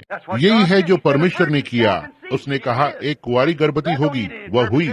इसके लिए अनुवाद की कोई आवश्यकता नहीं है। उसने कहा वह अपना आत्मा सारे देह पर उंडेलेगा, उसने यह किया। इसके लिए किसी अनुवाद की आवश्यकता नहीं है। परमेश्वर अपने वचन का अनुवाद प्रमाणित करने के साथ करता है और इसे प्रकटीकरण में लाता है और इसे सिद्ध करता है। इसी प्रकार से भविष्यवक्ता था, परमेश्वर द्वारा प्रमाणित किया गया। उसने कहा, यदि तुम्हारे मध्य में कोई हो जो आत्मिक है या एक भविष्यवक्ता, मैं प्रभु उस पर स्वयं को दर्शनों द्वारा प्रकट करूंगा, उससे स्वप्नों के द्वारा बात करूंगा, और जो वो कहे वो घटित हो जाए तो उसका भय खाना, परंतु यदि यह ना हो तो फिर नहीं। यह वही बात है जब परमेश्वर अपना वचन बोलता है और मनुष्य कहता है वचन ये है और यह उसी प्रकार से हो जाए, तो फिर यह परमेश्वर कर रहा है। लेकिन यदि वह कहता है यह इस तरह से है और वे दिन बीत गए हैं, तो इसमें इतना क्यों? वह अपने हाथ में भूखे बच्चों के लिए रोटी लेकर पहुंचता है और उन लोगों से छीन लेता है और वे भूखे मरने लगते हैं। जब यह उमड़ता हुआ सोता यहाँ था, तो आप एक होद से पानी क्यों पीना चाहेंगे? अब जीवन का सोता क्या है? जीवन का सोता क्या है? जीवन जल का सोता, एक उमड़ता हुआ सोता। हम इसकी तुलना करेंगे। अब मैं चाहता हूँ कि आप होद और जीवन जल के सोते के बीच भिन्नता पर ध्यान दें। उमड़ता हुआ सोता और एक पुराना टूटा हुआ होद जो कि कीड़े, छिपकलियों, मेढकों, जीवाणुओं और जो भी है उससे भरा है। देखिए, और यहाँ एक उमड़ता हुआ सोता है। अब इस पर ध्यान दें, यह आत्मनिर्भर है। आपको कोई बड़ी व्यवस्था की आवश्यकता नहीं है कि उसमें बहुत सा पैसा लगाएं। आपको बहुतों को उसका सदस्य नहीं बनाना है। यह अपने सदस्यों का समर्थन करता है, उसमें जीवन की आत्मा से कार्य कर रहा है। ध्यान दें, इसमें से जो जल आता है वो ताजा, शुद्ध और साफ होता है, न कि एक होद कुछ जो रुका पड़ा है जिसे कि 40-50 दिमाग ने तैयार किया है, कहते हुए यह ठीक है और यह ठीक है और यह अवधारणा वोट देते हैं और अपील करते हैं, और जैसा कि वे करते हैं और उसमें से एक संप्रदाय बनाते हैं। यह शुद्ध और स्वच्छ परमेश्वर का वचन बिना मिलावट वाला परमेश्वर के हाथों से आ रहा है। यह एक वास्तविक उमड़ता हुआ सोता है। ध्यान दें, इसकी सामर्थ का भेद इसी में है। मनुष्य इसे नहीं ढूंढ सकता। इसके नीचे एक प्रकार का दबाव होता है जो इसे ऊपर की ओर धकेलता है। मुझे याद है जब मैं इंडियाना में शिकार का प्रबंधक हुआ करता था, मैं हैरिसन काउंटी गांव से निकला करता था, तो एक विशेष सोता था। वह हमेशा उमड़ता रहता था और बस वह ऐसा दिखता था कि यह सबसे खुश रहने वाली चीज है। चाहे जमीन पर बर्फ पड़ी हो, बर्फ जमी रहती थी, यह कितना ठंडा होता, या वह फिर भी उमड़ता रहता था। जहाँ की पुराने मनुष्यों के बनाए हुए होद और तालाब मेढकों आदि के साथ हैं जम जाते थे, बिल्कुल ठोस। और यह ये दिखाता था कि कोई भी संप्रदाय आत्मा की थोड़ी सी कमी या वातावरण में थोड़े से बदलाव से जम जाएगा, परंतु परमेश्वर का उमड़ता हुआ सोता वह तो कल, आज और सर्वदा एक सा है। वह अपने में से हर चीज को उमड़कर बाहर कर देता है और उसे बाहर धक्का दे देता है, और उसमें कुछ नहीं रुकता। जिस घड़ी भी वह उसमें जाता है वह उसे धक्का देकर बाहर कर देता है। वो चीज इस प्रकार से उमड़ती रहती है। एक दिन मैं वहाँ बैठ गया। मैंने सोचा मैं विश्वास करता हूँ कि मैं उस सोते से बात करूंगा थोड़ी देर के लिए। मैंने अपनी टोपी उतार ली और मैंने कहा, तू किस बात को लेकर इतना आनंदित है? तू किस लिए इतना उमड़ता रहता है?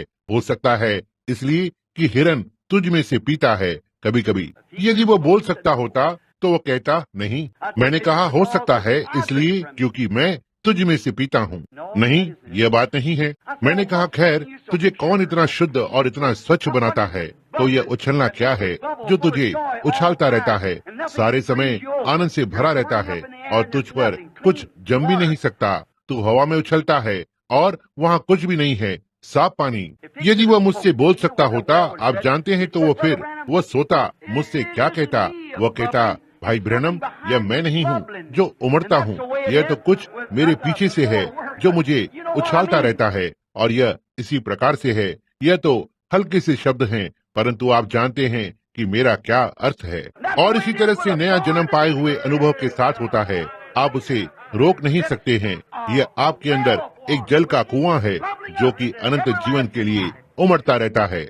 देखिए, इसमें कुछ तो है जिससे आपका कुछ मतलब नहीं।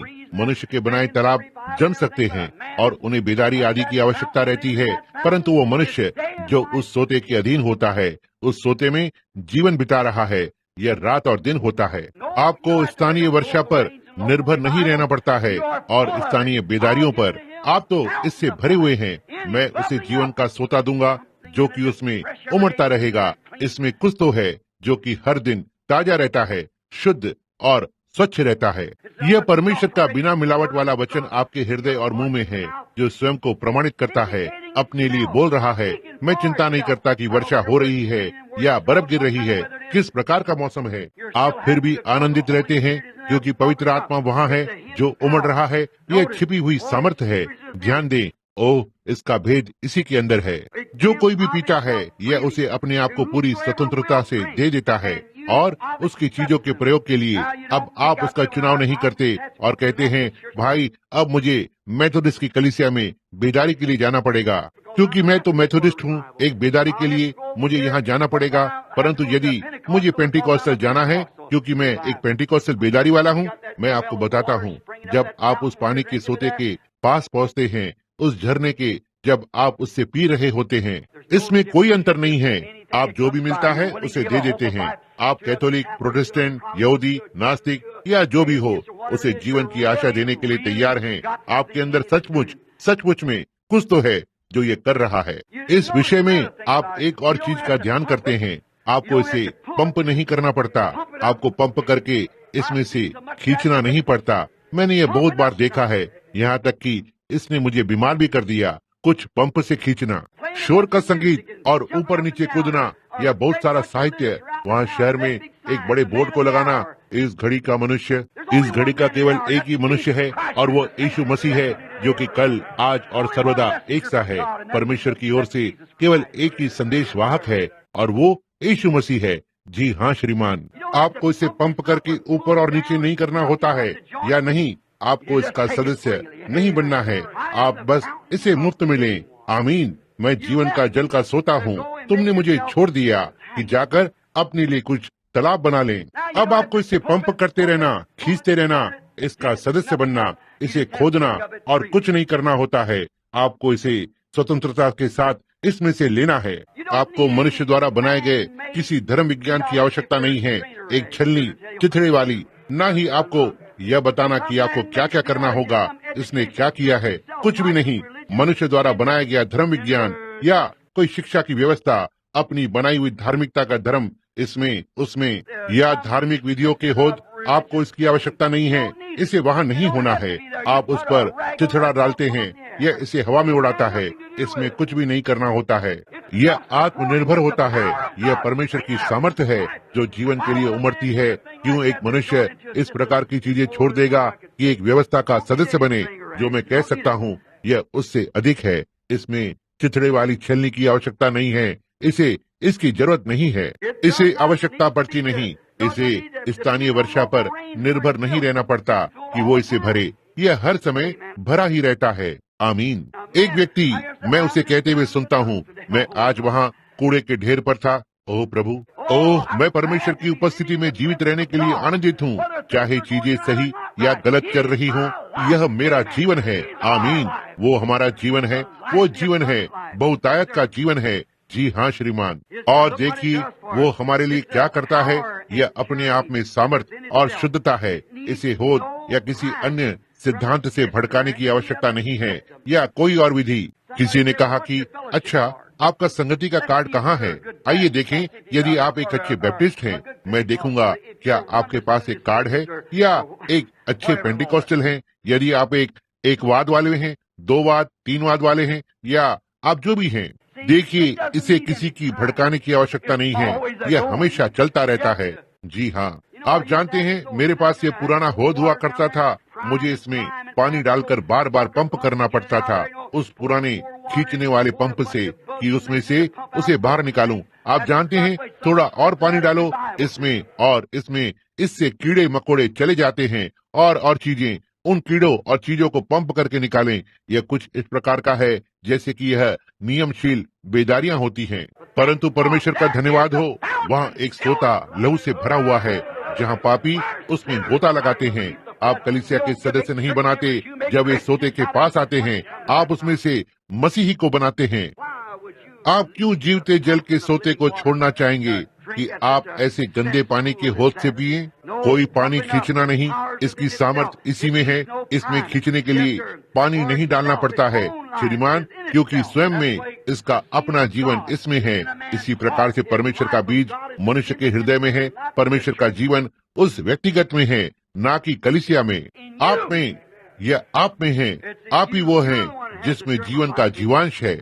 सब प्रकार के पुरोहितों को विश्वास करवाने के लिए इसका बस एक ही स्वाद है। कैथोलिक, बैप्टिस्ट के याजकों से पूछो, यह जो भी है, इस बड़े ताजे उमड़ते जल के सोते का केवल एक ही स्वाद है। मैं आपको बता रहा हूँ, यह ये विश्वास दिला रहा है कि यह सत्य है। आपका भूखा प्राण कैसे भी इसकी प्यास के लिए प्यासे को विश्वास करवा रहा है। अब यदि आप प्यासे नहीं हैं, ये छोटा बैप्टिस्ट आरंभ से ही प्यासा नहीं है, परंतु जब यह प्यासा हो तो पानी का स्वाद बहुत ही अच्छा होता है। यह सही है, परंतु आपको प्यासा होना है, वो धन्य प्यास, जैसा कि यीशु ने पुकार कर कहा, धन्य हो तुम जो धर्म के भूखे और प्यासे हो, क्योंकि तुम तृप्त किए जाओगे। आमीन। और यीशु ने कहा कि मित्र, जी हाँ श्रीमान, प्यासों के लिए यह धन्य सोता है। Why should any want to swap it? क्यों इसे कोई भी दलदली भूमि से बदले? कैसे भला आप एक उमड़ते सोते को दलदल के पानी को बदलना चाहेंगे जो कीड़े और गंदगी से सब प्रकार के मनुष्य के बनाए धारणाओं से भरा है, जिसमें कि परमेश्वर ने कहा कि उसके वचन में एक भी मिलाना या उसके वचन में से एक भी निकालना, उसका भाग जीवन की पुस्तक से निकाल दिया जाएगा। और जब परमेश्वर ने यह प्रतिज्ञा दी कि वो इस वचन की हर पीढ़ी में प्रमाणित करेगा, क्योंकि यह प्रतिज्ञा तुम और तुम्हारी संतानों से और उन दूर दूर के लोगों से है जितनों को प्रभु हमारा परमेश्वर अपने पास बुलाएगा। क्यों आप किसी यांत्रिक पंप को चलाएं जो कि वर्षों से गंदा पड़ा है किसी पुराने मन्ना से? हो सकता है मन्ना सही है, इसके विरोध में कुछ नहीं। मार्टिन लूथर के दिनों में, इसके दिनों में और उसके दिनों में और दूसरे सुधारकों के इसके बारे में कुछ नहीं, परंतु वो मन्ना तो बहुत पहले गिरा था। यदि हम बाइबल में ध्यान देते हैं कि उन्हें हर दिन मन्ना लेना होता था, उन्हें नया ही लेना होता था। जब ये थोड़ा सा पुराना हो जाता था तो वह सड़ जाता था।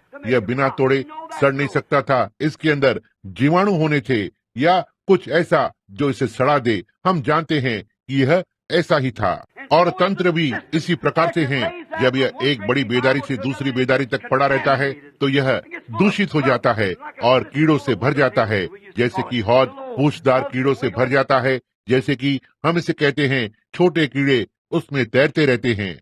और आज बहुत से लोगों के अनुभव में यही बात होती है। वे पूछदार कीड़ों से भरे हुए हैं, इधर से उधर भाग रहे हैं और एक से दूसरे के पास कहानियों को सुना रहे हैं जिसमें बिल्कुल भी सत्य नहीं है। ये सही बात है, एक से दूसरे के पास भाग रहे हैं। मैं एक मेथोडिस्ट था, मैं बैप्टिस्ट का सदस्य हो गया। मैं एक कैथोलिक था, मैं यह होना चाहता था, मैं वहाँ चला गया। यह बस तैरती हुई पूछे हैं। ओ, सारी बातों को भूल जाओ, सोते के पास आओ। आमीन। उमड़ते सोते के पास मसीह की सदा जीवित उपस्थिति, मैं उसमें ना समाप्त होने वाले जीवन के सोते में विश्वास करता हूँ। जितना आप उससे लेते हैं आप ताजा ही पाते हैं और ये और ठंडा होता जाता है और फिर और ये जितना अच्छा होता जाता है और उतना स्वाद में मीठा होता जाता है। मैं पिछले 33 वर्षों से उसकी सेवा कर रहा हूँ और हर दिन वह पिछले दिन से अधिक मीठा हो जाता है। मैं कभी नहीं, उसने कहा, यदि तुम इस जल में से पियोगे तो फिर कभी प्यासे न होगे। ध्यान दें, यह कितना महान है। ओह, इजराइल ने वैसा ही किया जैसा आज लोग करते हैं। उन्होंने जीवन जल के सोते को त्याग दिया और अपने लिए खोद खोदने चले गए। अब कुछ क्षण के लिए अनुग्रह के विषय में बात करते हैं। परमेश्वर का अनुग्रह क्या है? हमारे पास नियम और उपनियम है, और यदि आप इसके मापदंड के अनुसार नहीं नापते हैं, मेरे पास धार्मिकता का मापदंड है। यदि आप इसके माप के अनुसार नहीं हैं, तो आपको होना ही होगा। आप अंदर नहीं आ सकते और आदि आदि। परंतु परमेश्वर ने हमें अनुग्रह के द्वारा बचाया है, ना कि नापने वाली छड़ी के द्वारा, समझे। परंतु अब परमेश्वर अनुग्रह के विषय में बात करता है कि यह कैसे हुआ। उसमें से पीने के द्वारा, यह मापने की छड़ी से कुड़कुड़ाता हुआ इजराइल। देखो, उसने कहा, और मैं फिर से तुमसे भेंट करने आऊंगा। वचन में ध्यान दें, वह उन्हें परखने जा रहा है, उनसे फिर से मिलने जा रहा है। लाल सागर पर कुड़कुड़ाते हुए इजराइल को रुके हुए मिस्र के पानी के माध्यम से उसका अनुकरण करने के लिए आमंत्रित किया गया था, ताकि वे एक स्वतंत्र लोग बन सके। वे एक गुलाम थे, उनको उसके साथ जयवंत लोग होने के लिए निमंत्रण दिया गया। मृत्यु सागर में से होकर के लिए, मृत्यु सागर मेरा मतलब लाल सागर, उसमें से निकल कर आए और जंगल में चले गए कि अपने और नकल करने वालों के बीच अलगाव को लाए। उनके और नकल करने वाले उसकी नकल करने की कोशिश करते हैं बिना खतरे के। ओह, यही परेशानी का कारण है। उनमें से हर प्रत्येक जंगल में नाश हो गए। ठीक यहाँ समुद्र में फिरौन और उसकी सेना, उन्होंने मनुष्य जाति को अलौकिक सामर्थ्य के द्वारा चलते हुए देखा, इसलिए वे उनको घेर कर और उनकी नकल करने की कोशिश की। बिना आशीष में शामिल हुए, और जब उन्होंने ये किया वे नष्ट हो गए। यह शारीरिक तुलना है। एक मनुष्य जो ये करने का यत्न करता है, किसी चीज की नकल करने की कोशिश करता है, तो फिर वो शारीरिक तुलना एक वास्तविक मसीही से करता है। मेरा भारतीय भाई ये जानता है। वहाँ बम्बई में आया और आप वहाँ लोगों को देखेंगे, हिंदू और बहुत से लोगों को कांटों पर लेटे हुए और कांच पर चलते हुए और आग पर चलते हुए, यह दिखाने के लिए कि वे क्या कर सकते हैं और इस प्रकार की चीजें। यह किसी मनुष्य की जो जंगल में है उसकी शारीरिक नकल है, जो वह अपने देवता के लिए बलिदान कर रहा है। हम यह सारे धार्मिक जीवन में पाते हैं। यह शारीरिक नकल है कि कोई किसी के समान बनना चाहता है। केवल एक ही आदर्श है जिसके समान आपको होना है, वह यीशु मसीह के समान, जो कि वचन था। और फिर जब परमेश्वर का वचन आपके पास आता है, उसी प्रकार से होगा। परंतु परमेश्वर उनकी अगुवाई करके प्रतिज्ञा के देश में ले गया। उन्होंने भी जब जंगल में से होते हुए यात्रा आरंभ की, अब बहुत सारे खोद पाए। अब उनके अलग हो जाने के बाद उन्होंने पाया कि उनके लिए हर तालाब सूखा था। भाई, आप भी वही चीज को पाएंगे जब आप प्रतिज्ञा के देश के लिए इस यात्रा को आरंभ करेंगे। आप दरवाजों को बंद पाएंगे, जैसा कि छोटे से प्रचारक ने कहा, एक एंकलिंगन ने, या वह जो भी था। और पहली बात आप जानते हैं, उसकी कलीसिया ने उसे बाहर कर दिया। देखो, जब तक कि उसके पास पवित्र आत्मा पाए बहुत सारे लोग थे, और यह इसका अंत था। और हम और इजराइल ने भी वही चीज पाई। एक उदाहरण, उनकी प्रतिज्ञा देश की यात्रा में सारे तालाब सूखे हुए थे। जी हाँ, उनकी यात्रा आज्ञाकारिता में, उसके प्रतिज्ञा के वचन में उनकी यात्रा, और उन्होंने तालाबों में सूखा पाया। अब उन्होंने पाया कि वे तालाबों पर उनकी यात्रा के लिए निर्भर नहीं हो सकते थे।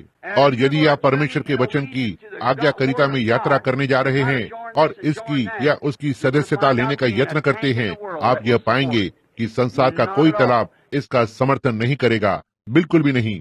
आप एक व्यक्तिगत हैं और परमेश्वर आपकी अगुवाई उसी प्रकार से करेगा जैसी वो आपकी अगुवाई करना चाहता है। तब हम आज वही चीज पाते हैं और सारे तालाब सूख गए हैं। परंतु परमेश्वर की सारी प्रतिज्ञाएं सच्ची हैं। परमेश्वर की प्रतिज्ञाएं जो वो उसके लोगों के लिए बनाए रखता है, उसने उनकी सारी आवश्यकताएं पूरी करने की प्रतिज्ञा दी थी, और इसलिए उसने यह किया। उन खाली सूखे तालाबों के बीच में जरा सोचिए, और इजराइल की शिकायतें उस रेगिस्तान की यात्रा में। उसने अपने दास अगुवे को बुलाया, मूसा भविष्यवक्ता को, बाहर एक ओर, और जीवन जल के सोते को खोल दिया उस प्रहार की हुई चट्टान से, ताकि उसके विश्वास करने वाले बालक मारे न जाएं। इस दिन में जो मुझसे अनुग्रह की बातें करता है, हम योग्य नहीं हैं। जिस प्रकार से हमने किया है, जिस प्रकार से हमने जीवन जिया है, हम योग्य नहीं हैं। परंतु परमेश्वर ने इस दिन में, ठीक यहाँ इस सुबह देखो, मेथोडिस्ट, बैप्टिस्ट, प्रेस्बिटेरियन, कैथोलिक और उन सबको देखो कि उसने सोते को खोल दिया है। इब्रानियों 13 इस बात को प्रमाणित करता है कि वो कल, आज और सर्वदा एक सा है। तो इस प्रकार से यह यूहन्ना 3:16 को सच्चा बनाता है, क्योंकि परमेश्वर ने जगत से ऐसा प्रेम रखा कि उसने अपना इकलौता पुत्र दिया, ताकि जो कोई भी उस पर विश्वास करे वो नाश न हो परंतु अनंत जीवन पाए। और इसे मिश्रित कारण से ऊपर उठाया गया, क्योंकि लोग बड़बड़ा रहे थे और पाप कर रहे थे, और उन्हें सांपों ने काटा और वे मर रहे थे, और उनके पापों की क्षमा के लिए और उनकी बीमारी की चंगाई के लिए। और वह वही सोता है जो आज हमारे लिए खुला है, हमारे उद्धार के लिए और हमारी चंगाई के लिए, शारीरिक चंगाई, क्योंकि वो कल, आज और सर्वदा एक सा है।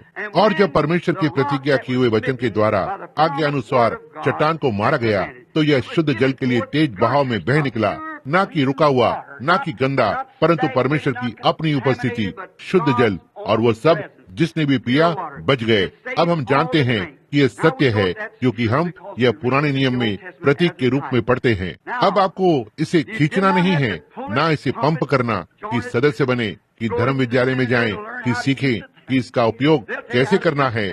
वे आपको सिखाएंगे कि इसको कैसे प्रयोग करें। देखो ओ भाई, यदि आपने पवित्र आत्मा पा लिया है, हम यह विश्वास करते हैं, लेकिन आप इस प्रकार से करें। परंतु आप देखिए, इसका कोई नियंत्रण नहीं है। आप पवित्र आत्मा का उपयोग नहीं करते हैं, पवित्र आत्मा आपका उपयोग करता है। देखिए आप नहीं, आपको पवित्र आत्मा का प्रयोग नहीं करना है, पवित्र आत्मा ने आपको लिया है। एक दान कुछ ऐसा नहीं है कि आप लेते हैं जैसे एक चाकू और इससे पेंसिल को छिलते हैं। यह तो अपने आप को परमेश्वर को समर्पित करना होता है और अपने आप को मार्ग में से हटा लेना, ताकि पवित्र आत्मा आपको प्रयोग करे। ध्यान दें, उनको इसे पंप नहीं करना है या इसे खींचना, या उनको इसे कभी भी पूछना नहीं था, अब हम इस जल को कैसे प्रयोग करें, क्योंकि वे जानते थे कि इसको कैसे प्रयोग करना है। वे प्यासे थे, वे जानते हैं कि आपको इसके साथ क्या करना है।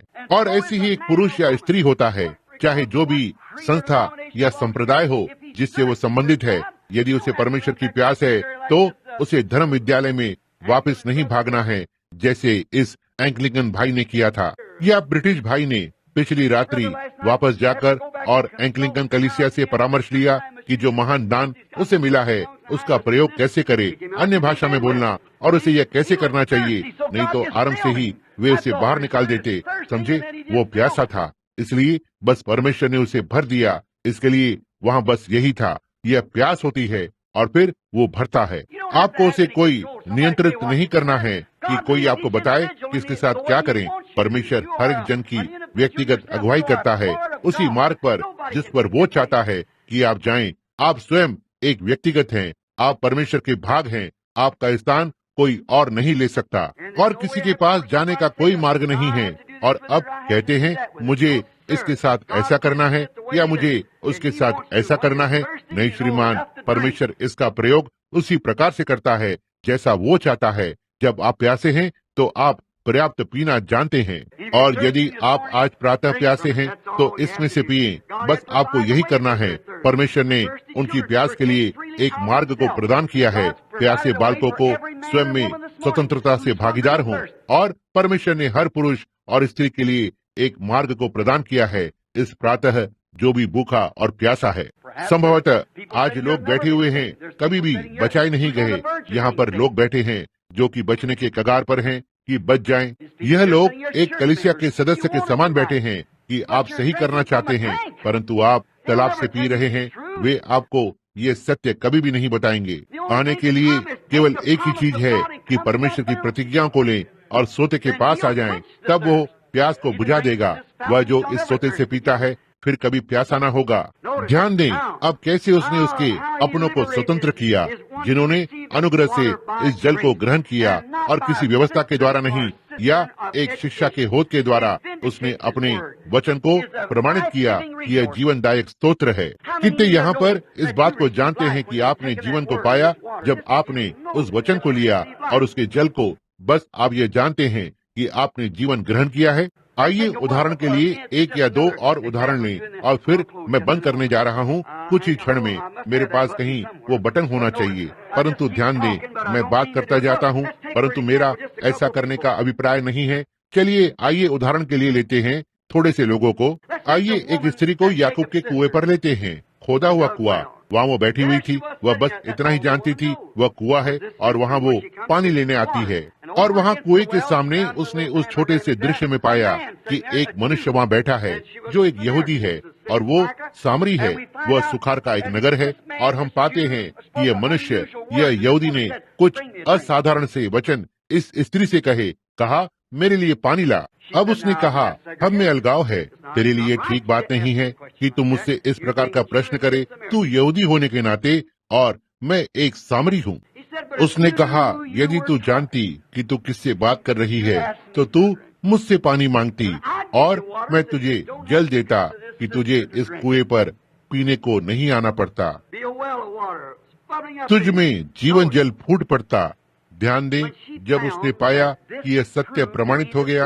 अब पहले कोई भी मनुष्य यह कह सकता था, परंतु उसने कहा तुम कहते हो यरूशलेम में आराधना करो और हम इस पहाड़ पर आराधना करते हैं। उसने कहा उद्धार यहूदियों का है, हम जानते हैं कि हम क्या विश्वास करते हैं, परंतु कहा मैं तुझे एक बात बता दूं, इस प्रकार के शब्दों में, ना ही इस पहाड़ पर या यरूशलेम में। समय आ रहा है जब मनुष्य परमेश्वर की आराधना आत्मा और सच्चाई में करेगा, क्योंकि पिता ऐसो ही को ढूंढता है।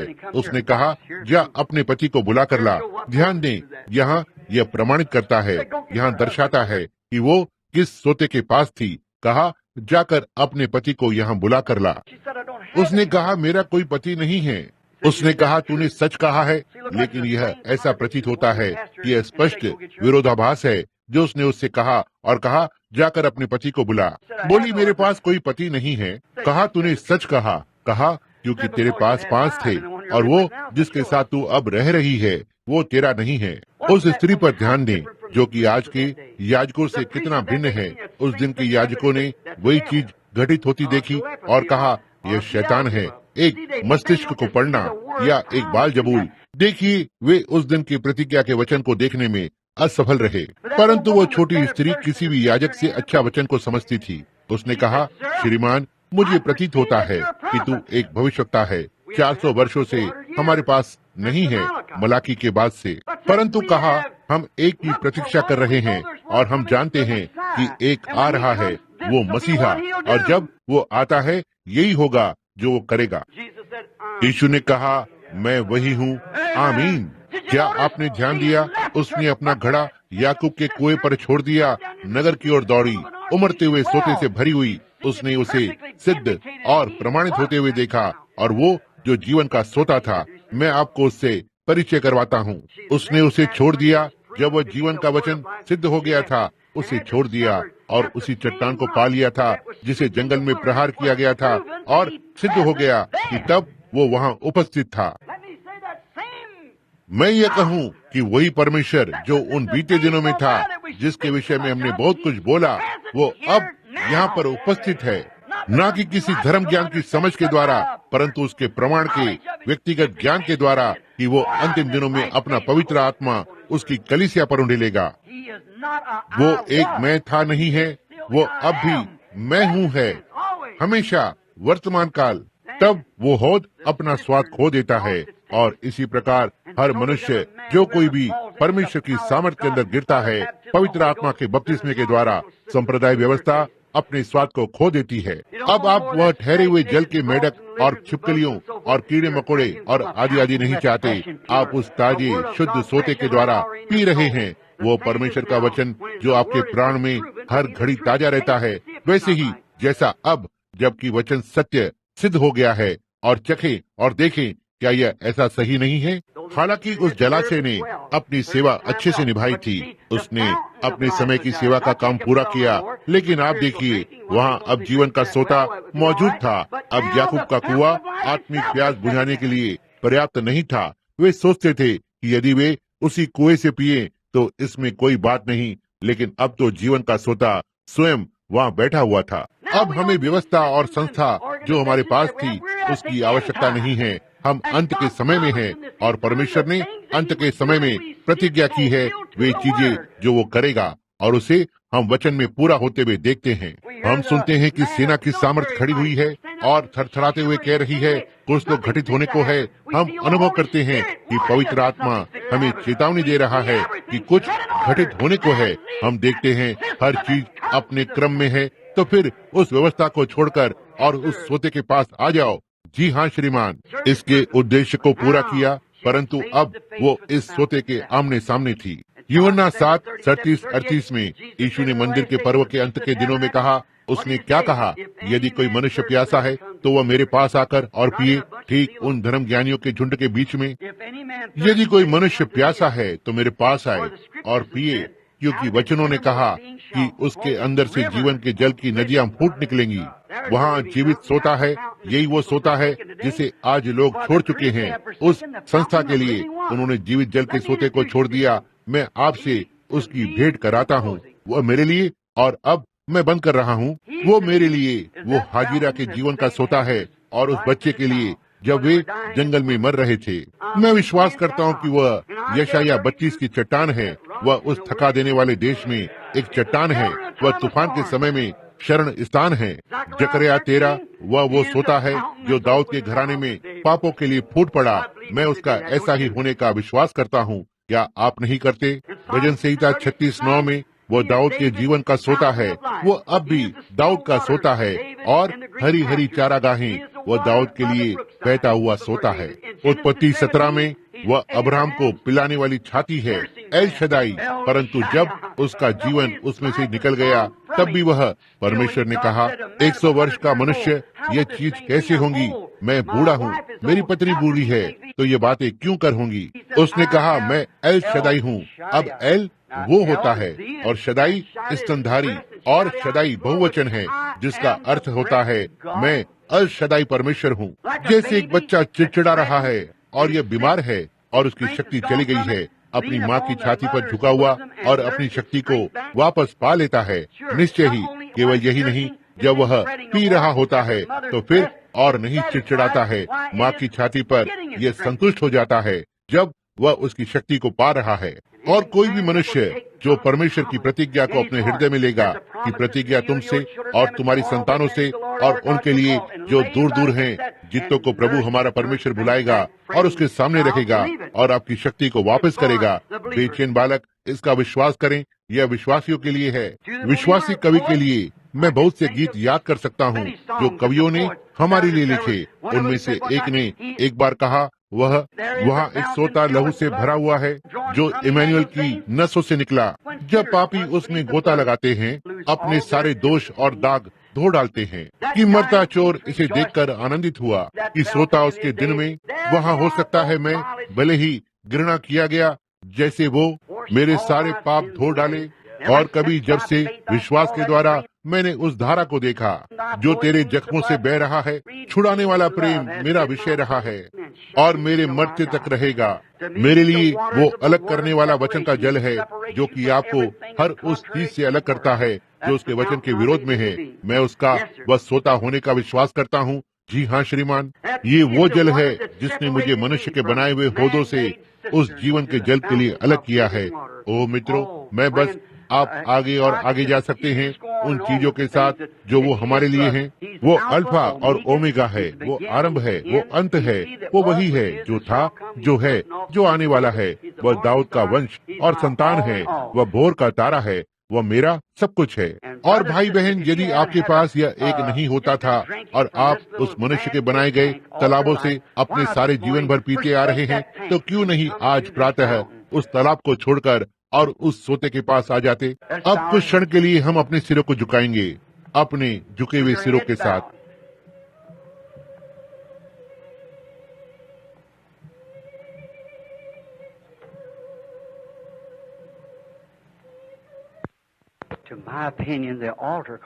मेरे विचार में वेदी की पुकार।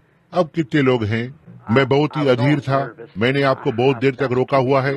मुझे अपने संदेश को टुकड़ों टुकड़ों में करने को लगाया, परंतु मैं विश्वास करता हूँ कि पवित्र आत्मा चाहता है कि आप समझ लें कि मेरा क्या अर्थ है। देखिए, इस दिन परमेश्वर के साथ सही संबंध बनाने से अधिक महत्वपूर्ण कुछ भी नहीं है।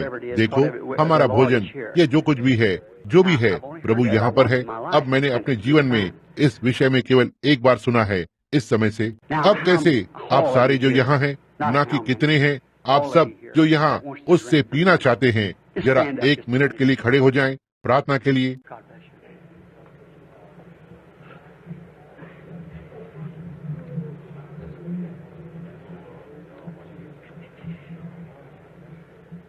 परमेश्वर आपको आशीष दे, प्रभु आपको आशीष दे। अब यहाँ पर कितने लोग हैं जो अब उपस्थित खड़े हुए हैं, कहेंगे इस तरह से ऊपर उठे हुए हाथों के द्वारा, परमेश्वर मुझ पर मंडराएं, बस मुझे भर दें, मुझे इस सोते से पीने दें। और मैंने वो नहीं किया जो ठीक है, परंतु मैं चाहता हूँ कि आप मुझे इस बात के लिए क्षमा कर दें। मैं चाहता हूँ कि आप मेरे पाप धो दें, और ऐसा हो मैं आज के दिन से बस जरा देखिए प्रभु। A fountain filled with blood drawn from Emmanuel's vein, and sinners plunged beneath the flood.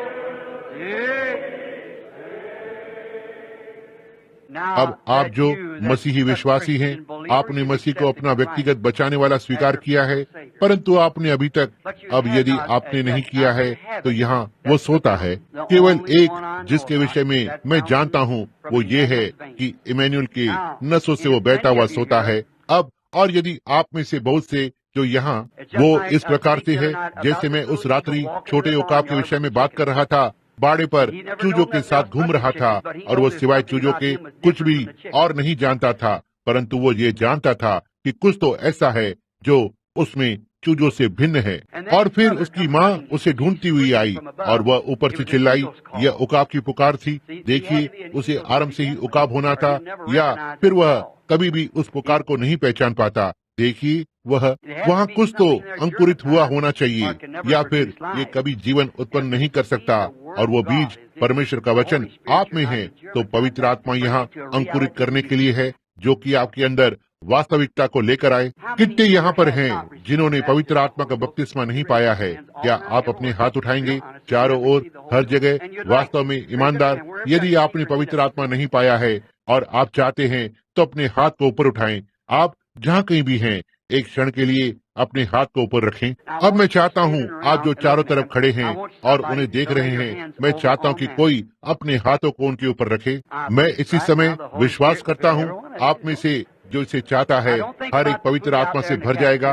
अब वहाँ होटल में जाकर अपने खाने के विषय में ना सोचें, आइए इस खाने के विषय में सोचें। यही है, यह जीवन है। देखिए, यह जीवन है। अब आप में से प्रत्येक घूमकर और एक दूसरे पर अपने हाथ रखें, और उन्होंने अपने हाथ उन पर रख लिए हैं। अब मैं चाहता हूँ कि आपने जिस पर हाथ रखा है उस व्यक्ति के लिए प्रार्थना करें। अब बाहर जाने के लिए ना सोचें, किसी भी चीज के लिए ना सोचें, बस अब यह सोचें कि पवित्र आत्मा यहाँ हर एक व्यक्तिगत को भरने के लिए है। अपने हृदय को खोलें, होद के सारे पानी को बाहर फेंक दें और कहें, ओ जीवन के सोते, मेरे अंदर आ जा, मुझे भर दे। हे प्रभु परमेश्वर, तेरी भलाई और अनुग्रह से।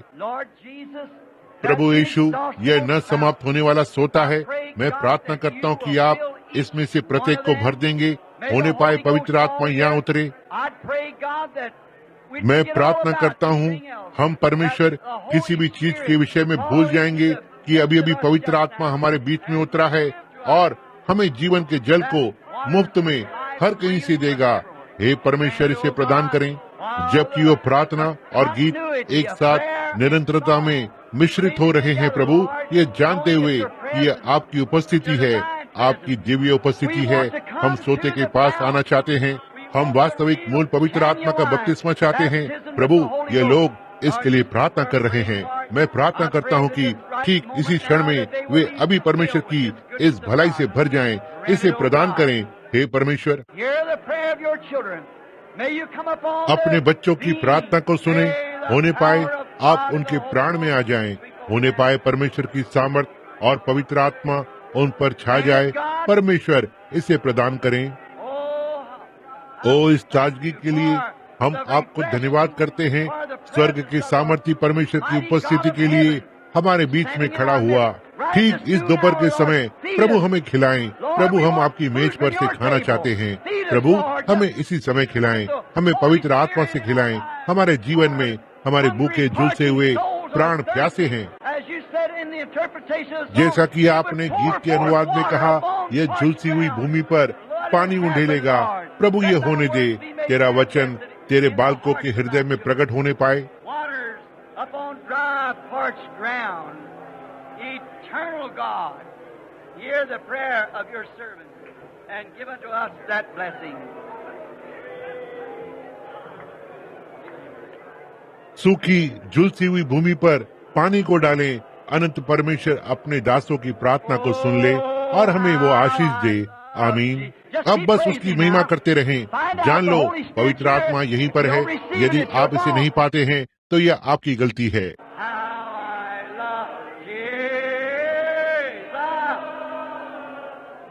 क्या तुम मुझसे अधिक इनसे प्रेम करता है?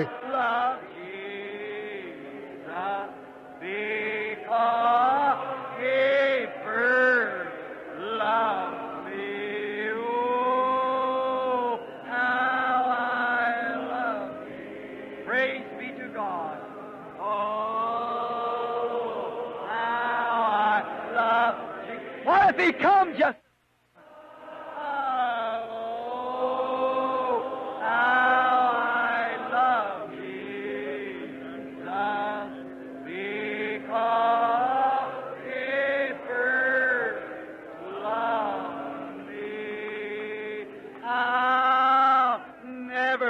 forsake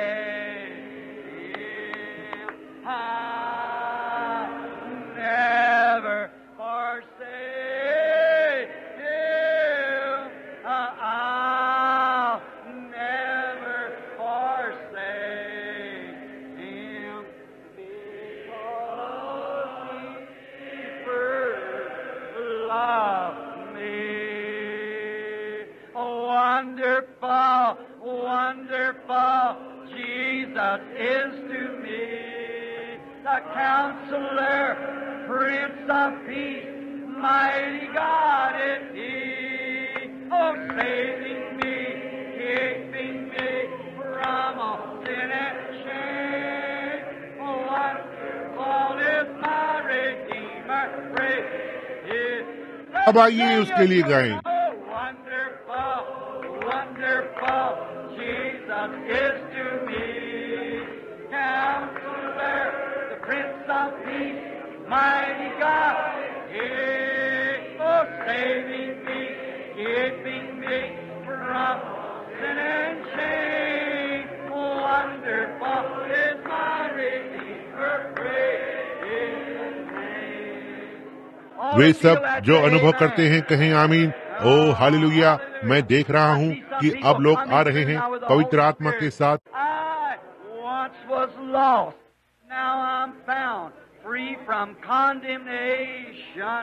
Jesus gives liberty and a full salvation, saving me, keeping me from sin and shame. Oh, wonderful is my Redeemer, praise. आइए अब हम अपने हाथ उठाएं और वास्तव में Oh, wonderful, wonderful, Jesus is to me a Counselor, the Prince of Peace, the mighty God is He. Oh, saving me, keeping me from sin and shame. Oh, wonderful is my Redeemer, praise His name. Do you love Him? Oh, क्या आप उससे प्रेम करते हैं? ओह अद्भुत है। लहू से भरे हुए सोते की महिमा हो, जहाँ पापी सारे भय और सारे दोषों से छूट जाते हैं, उसमें स्वतंत्र हो जाते हैं। hallelujah. हालेलुया। ओह यह बहुत ही शानदार है। अब जबकि हम यह फिर से गाते हैं, आइए हम सारे मेथोडिस्ट, बैप्टिस्ट, कैथोलिक, प्रेस्बिटेरियन जो है, जब हम इसे गाते हैं, यीशु मेरे लिए अद्भुत है, आइए घूमकर और एक दूसरे से हाथ मिलाएं। आइए एक अच्छी पुरानी मुलाकात में मिलना जुलना हो। आप जानते हैं मैं यही है जो मैं पसंद करता हूँ। आइए इसे गाएं अब जैसा कि हम इसे करते हैं। Oh, wonderful, wonderful. I just got word.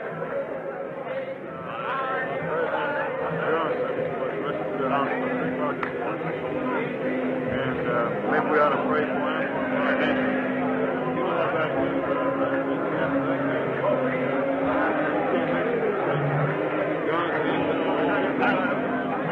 Let's wait a minute.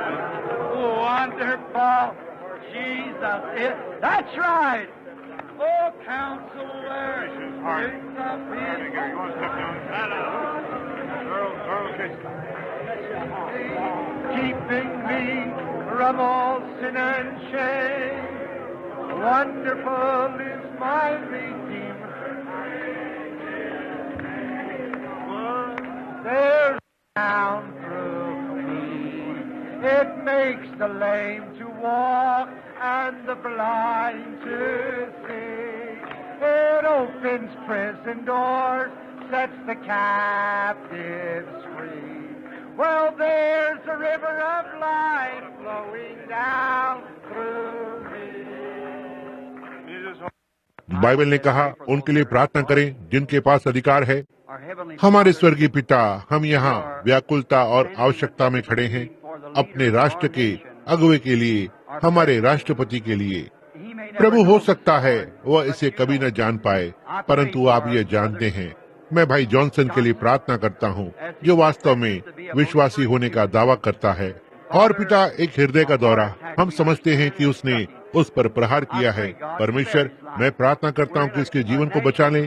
ठीक इस समय हम एक राष्ट्रीय संकट में हैं, जो भी है, और आपका आत्मा उस पर आए प्रभु। और ठीक इसी समय अस्पताल में या वो जहाँ कहीं भी हो, और आपका आत्मा नीचे उतर कर आए और उस वॉल्टर ग्रीड अस्पताल पर और उसकी देह को छू ले और उसके जीवन को बचा ले। प्रभु, वो व्यक्ति एक दबाव में है जो हम समझते हैं उससे कहीं अधिक। इसलिए हम प्रार्थना करते हैं परमेश्वर, एक विश्वासियों के समान और इस राष्ट्र के भाग होने के नाते हम अपने अगुवे के लिए प्रार्थना करते हैं that you will grant him an extension of life in this great hour. ताकि आप उसके जीवन काल को इस बड़ी घड़ी में बढ़ा दें। यीशु मसीह के नाम में आमीन।